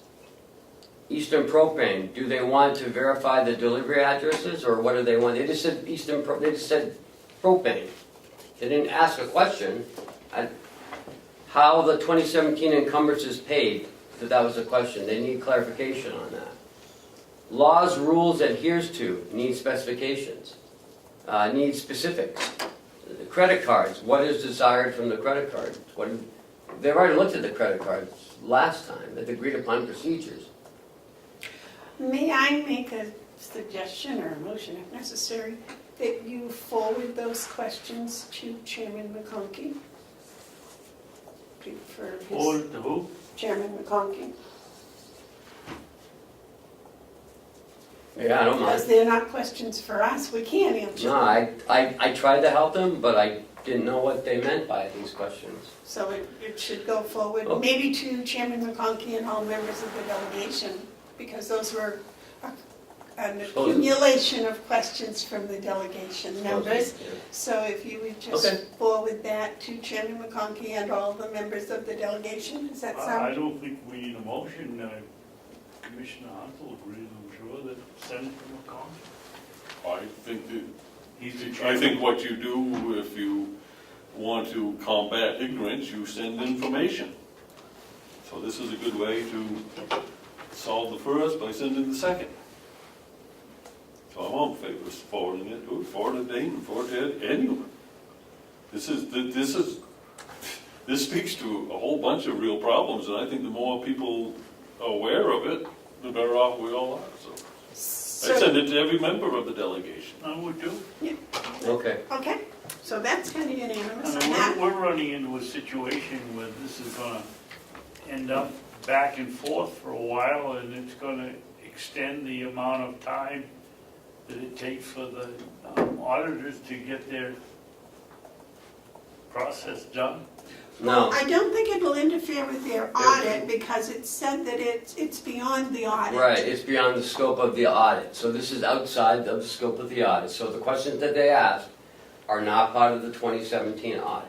So they're gonna have to pay an additional amount of money for that, for those 5 questions. Well, that would certainly include that in the letter. How much does the delegation wanna win? Well, I think that was, That was part of the question. Supplementary budget for asking these questions. In order for the auditors to answer those questions, they need some more specifics, and then they can give us a quote, how much it'll cost to answer Right.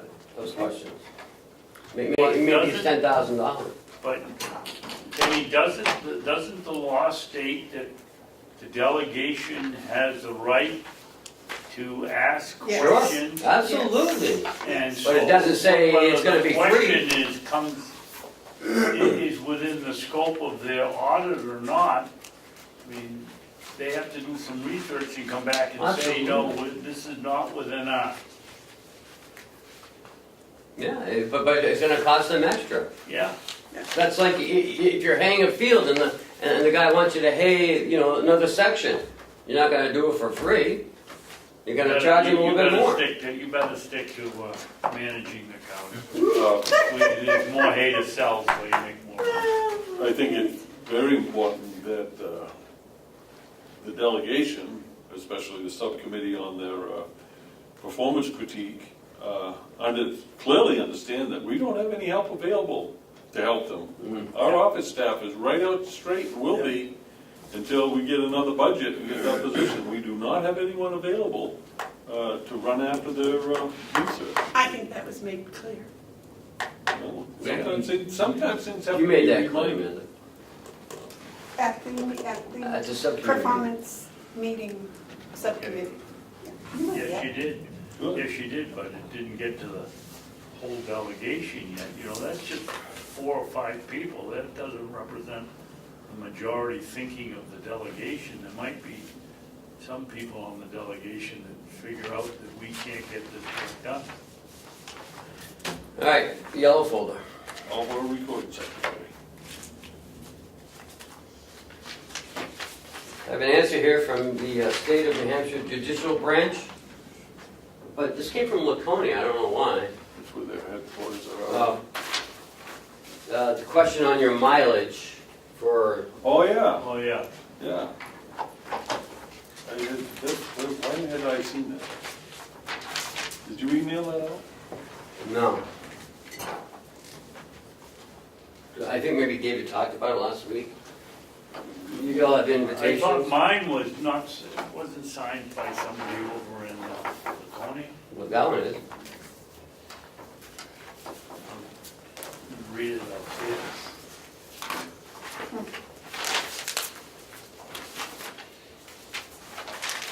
I have Is to there check. anything we can do the about town- that? I don't know, no, probably not, no, it's law, actually. Oh, yes, I did get this. Oh, I saw the clerk of the court, where did it come from? But that's in the clerk of the court, it says Laconia, Belknap District. I mean, Belknap Superior Court. Superior, yeah. What the heck, we sent it over here to Ossipee, and the answer comes back from the Belknap Superior Court? Did you see this one? I didn't get to it yet. And I've written to Representative Marsh, Representative Damaris, Representative Butler, and Representative, there was one that didn't answer, and asked them if they'd put a bill in, they all said they would. To pay the people in Ossipee for going to court? Well, you know, I just did a mileage check. If you live on the Tufton Borough Ossipee line in the first house, don't have to go 3 miles and you get paid. If you live on the Tamworth Ossipee line in West Ossipee, it's 13 miles and you don't get paid. Yeah, that's life in the fast lane.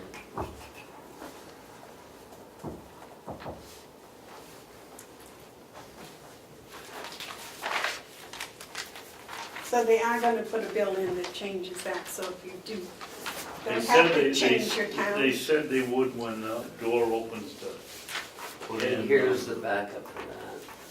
For this, Well, the motor vehicle registration, where'd that go? this one I right got one too. Oh, you do? Okay, and here's the, and that's the revenue from that, Is that envelope? 7,900. Oh, no, it isn't. Madam Chairman, How many did you do? What's Marsh got there? Well, I don't know, And this get- one was already open, but I think that's the same it's thing. your envelope. Yeah, Mark has one, you have one. So that and- must be mine, and- okay. David's just one was open. Okay, Madam Chairman, I'd like to make a motion. certainly. I'd like to make a motion that we approve this is Hale's location. We approve the payment in the amount of $1,397.95 to the town of Conway as it pertains to motor vehicle registrations. Mr. Dawkins. I'll second that. All those in favor of paying, any discussion? All those in favor of paying this, say aye. Aye. Aye. Aye. Madam Chairman, I make a motion that we approve the paying of $1,000 to Kathleen Golden for services rendered. Isn't that less than usual? It is. Good. Oh, she was not there, one weekend or 2 weekends, she was, away. Second. And so we didn't pay it. Right. I'll second. All those in favor, say aye. Aye. This is for, something.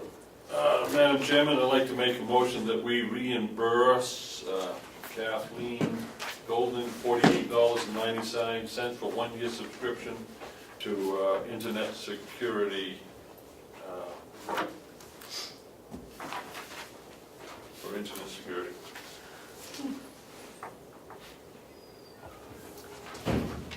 Second. Let me see what it is first. I would assume it's on her. Yeah, because she doesn't have a credit card anymore for the county, I mean, for the Hales location, so. She has to have security. And what is this, just a, Internet security. okay. I'll second it. All those in favor of paying the security, reimbursing her for security, internet security, say aye. Aye. Aye. So in. You want to do this? Do this? Yep.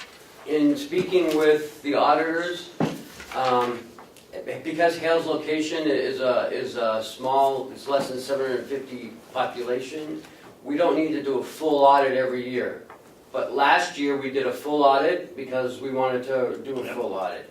And we said that we'd do it every 3 years or so, a full audit. So this is for a waiver to not do a full audit. And I think it's only gonna cost us like $1,000. Hales location. Yes, Hales location. Madam Chairman, I make a motion that we sign the application, audit waiver request, MS-60-W. I'll second the discussion. Because of that reason. Did we budget a larger amount in there for a, No, $1,000, okay, because that's, we fine. knew that we were gonna do that. All right, all those in favor say aye. Aye. Aye. That's for all three and me, Yeah. but That's governing body's signature. This is for you to read. Didn't we already do this? I don't know, it was in the folder, maybe I wasn't here. Yeah, we did that last week, Yeah, you guys are RSVP, right? yeah.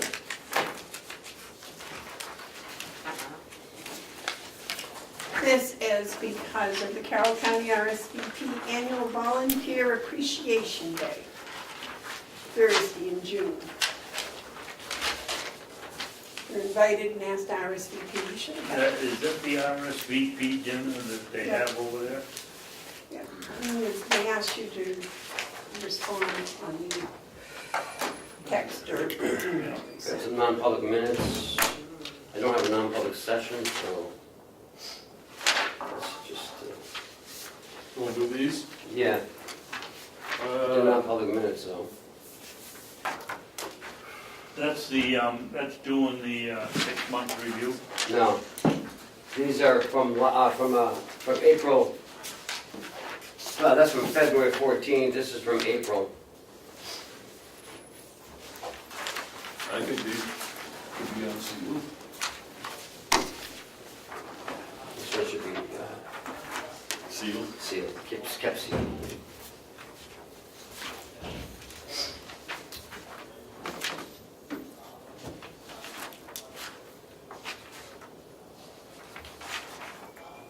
If this is just the one that tells us Mhm. that we, yes, we can unseal those. Make a motion? Make a motion to approve and unseal. Second. Motion has been made to approve and unseal the February 14th Session. non-public minutes. All those in favor say aye. Aye. Aye. This one I think we should keep sealed. No, I'm not sure.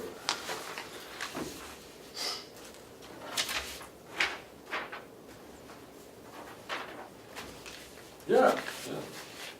They could be unsealed. Okay. And I wanna do a transfer. What's Talk to you later. Okay.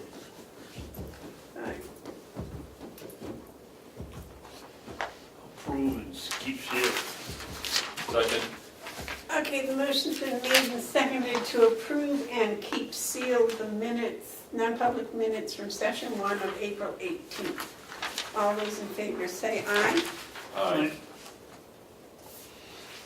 I keep that one sealed, see the bottom paragraph sentence.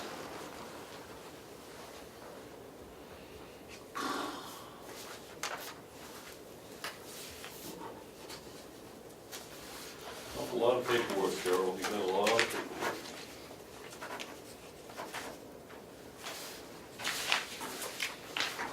Oh, that's no.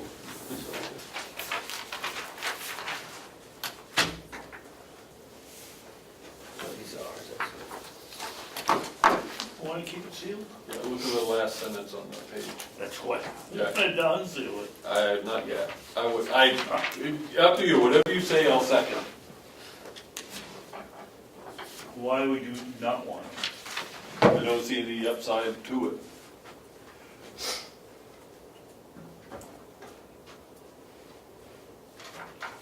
The only reason I would say unseal it would be that the public would have some idea what's going on. Whatever motion you make, I'm gonna second. But I understand, but do you think at another time it would be appropriate? Yeah. Okay, I'll go along with, make a motion to approve and keep sealed. Second. Okay, the motion's been made and seconded to approve and keep sealed the February 21st non-public minutes from session 1.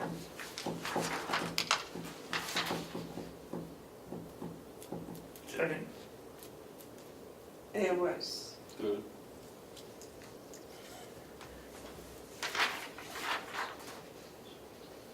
All those in favor say aye. Aye. How are you voting, Madam Chairman? Aye, I think. It was to keep them sealed, right? Yes. Yes. For now. Was that sent? No, I didn't think so. well, What's the date? Oh, just now I'm, there was Five one to- sent, but yeah, then but there not was this another one. that we decided not to. Sometimes you gotta let things simmer. Yeah.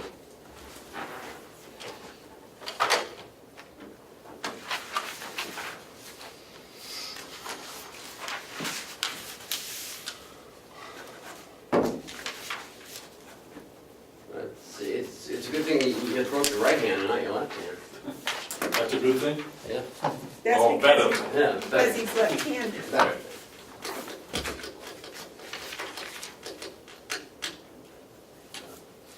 You got anything else for us, Ken? No, that's it. All right, Commissioners update. You got one. I got one. David, we'll start with you. Okay, we've been signing checks for the use of for personal mileage. At this point, I'm not gonna point out what department it is, but we all know. The last time I signed the checks, I went to the log and looked up. Not only wasn't the car used, but we'd never gotten any calls. Could we use the car? I think we should direct the county attorney, the county administrator to go to the department and tell them we want them to start using the car. We're not gonna pay mileage. It's one thing if somebody comes and the car is being used. It's another not even to check and take your own car. I'm tired of paying.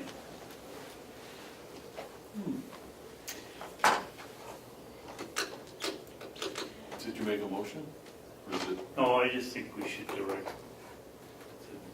I think that if we have a car for the purpose of county travel, that it should be used, and if it's not being used and we're paying a higher price on the per mile, then that's not good stewardship.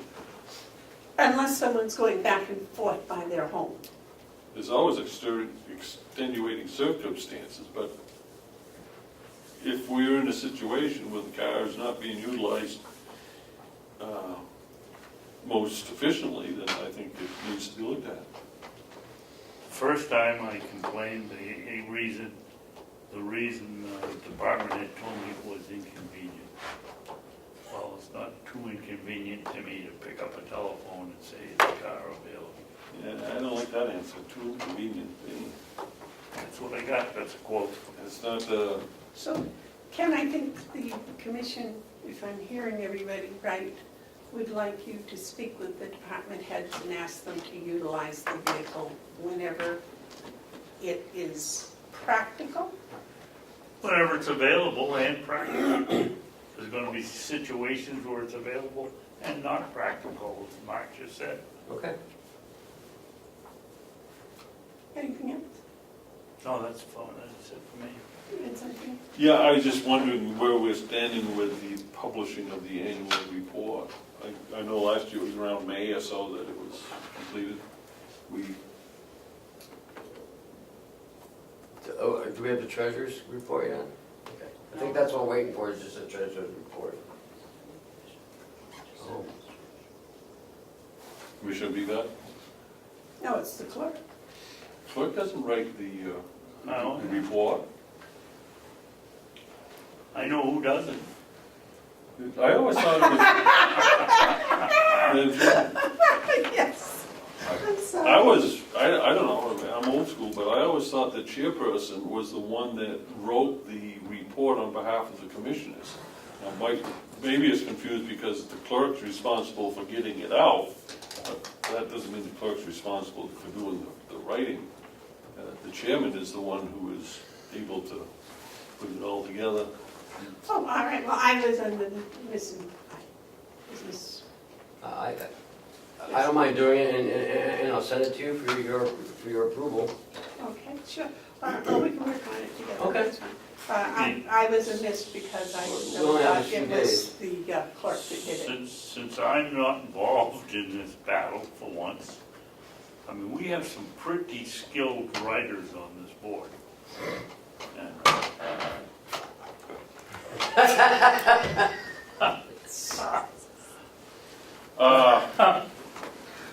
Okay, how about, I tell you, I can help draft something. How about if I for the write signature of something the up, I'll chairman. send it to you guys, you look at it, and send it back. I was gonna Okay, say, for why her don't we make signature. it, why Yeah, don't her we signature. make it a collaboration? Okay, you start. Okay.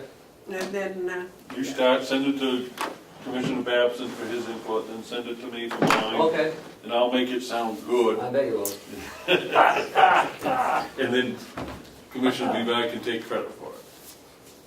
that's good, I like that idea. Finally, I get credit for And you're gonna something. talk with Joe, remind him. Yeah, he'll be in tomorrow, so I'll tell him. Okay, any other Well, she's updates? still, she'll have the question. Well, we need to discuss what you want, because you wanted to have input on the cover and any photos that we put in. Yeah, I'd like to see what this is gonna look like. We Okay. need to, decide on that. When do you and have wanna a do that? dedication. Whenever you, Will we do that up I in have all Lakewood? kinds of time. Will we have time up till, up Bretton Woods next week? Yeah. Yeah, Yeah, we can sit we down. can chit chat over it, yeah. Sure. Do you go to any functions where we'd have somebody else that's associated with their town report that you could bring in? I see some pretty fancy town reports, and they're about the same amount of money as we're paying in Ossipee, and Ossepee's gotten better. But I've never been a fan of our county It's gonna be annual report. Totally different this This year. year. You'll be very happy with Okay. it. Yeah, we have talked about how it's gonna be presented, and I agree that it's spiral bound, it's not a good presentation. And I know some towns, they actually have contests, and they submit their cover design to, to win the contest. I think it's an annual thing. High school art departments and some. Yeah, that's a good suggestion. Local elementary schools, Yeah? put it in. Or you just have a picture of me on the front. Yeah, I thought that's what we're gonna do. Okay. I got me my pig. Let's see. Well, Give me a back cover. Lulu can be on the back cover. Yeah. All right. Anything else, gentlemen? All right, I wait a motion to adjourn. Oh, God, yes, we got public Public input. input. Yes, thank you. I've got to press the two commissioners, Hounsell and Babson, about their parliamentary procedure there with the motion of reconsideration. I've got to ask why that was necessary. And it did seem like you guys were, maybe the board were more open-minded about it, was it a week or two ago, and now it seems like we're changing course. David? Well, number one, Damon, we've had more time to think about it. And that was entered in my decision not to support it. And my own very deep opinion is there hasn't been enough, I haven't seen enough evidence that would make it an open and closed case. And I don't want to get involved in another legal tangle that may or may not cost us money. We get all these promises, it's not going to cost the county anything. Up and around here, well over 20 years. And more than often, it turns out to cost the county money, and I'm not going to stick by it. About the same thing, 2 weeks ago, you have an idea, so you kind of look for why it would be a good one, but in that from then till now, it's became extremely clear to me that it's not the way that we should go. Now, I'll tell you why I'm influenced that way. New information. New information came in, a new perspective that people shared through teletalk, of all things. I've never, ever given credit to teletalk for any of the stuff that comes out of it. But I think there were some respondents that pointed to some very real objections, and I think Selectman Hidden's letter to us also highlighted it. So I'm actually quite comfortable saying no. And so that's why I voted. Now, as far as the parliamentary reconsideration, that was twofold. One is so that we can all understand how that rule works, and it puts it to rest. We don't have to talk about this again, because we can't, by our own rules. We can't. That's what that motion did. We're not going to do it. We're not even going to talk about doing it. We're not going to sue. We're not going to join the lawsuit. And I made the motion because I think sometimes you just have to throw dirt on the corpse.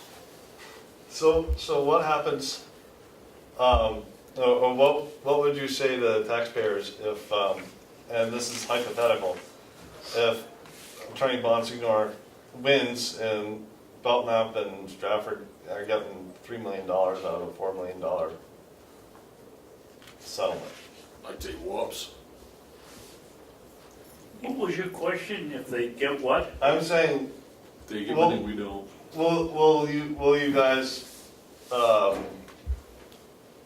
acknowledge if the attorney that offered to sue actually wins? Would you say that this vote was a mistake? No, I wish him a happy vacation. No, I wouldn't say my vote was a mistake, but I would be anticipating that a lot of people will be telling me my vote was a mistake. But Yes. I don't believe my vote was a mistake. If it turns out that people think that, then that's the way it goes. Hypothetical is a weird way to govern. You know, it's not hypothetical. There's a suit, it's going to turn into whatever it turns into, but it's going to be without us. And that's not hypothetical, that's reality. And Second guesses are all over the place. now, I guess I don't know if it's possible, but I did email the attorney to ask if, and I don't have an answer, but if he does win for Stratford and Belknap, if next year when the new board is seated, would Carroll County have an opportunity to take another bite at the apple? So, I guess. can't talk about next year. I'm trying to figure out today. Commissioner Babson, is your term up to, I think it's Commissioner Hounsell that's up? Hounsell and Babson. And Hounsell and Babson are up, okay. You got me for another 2 years. All right. All right, that's what I got. Any other public input? All right. I'll waive the motion to adjourn. Second. All those in favor of adjournment, say aye. Aye. Good. Now we have a non-meeting. Non-meeting, yep. Who do you?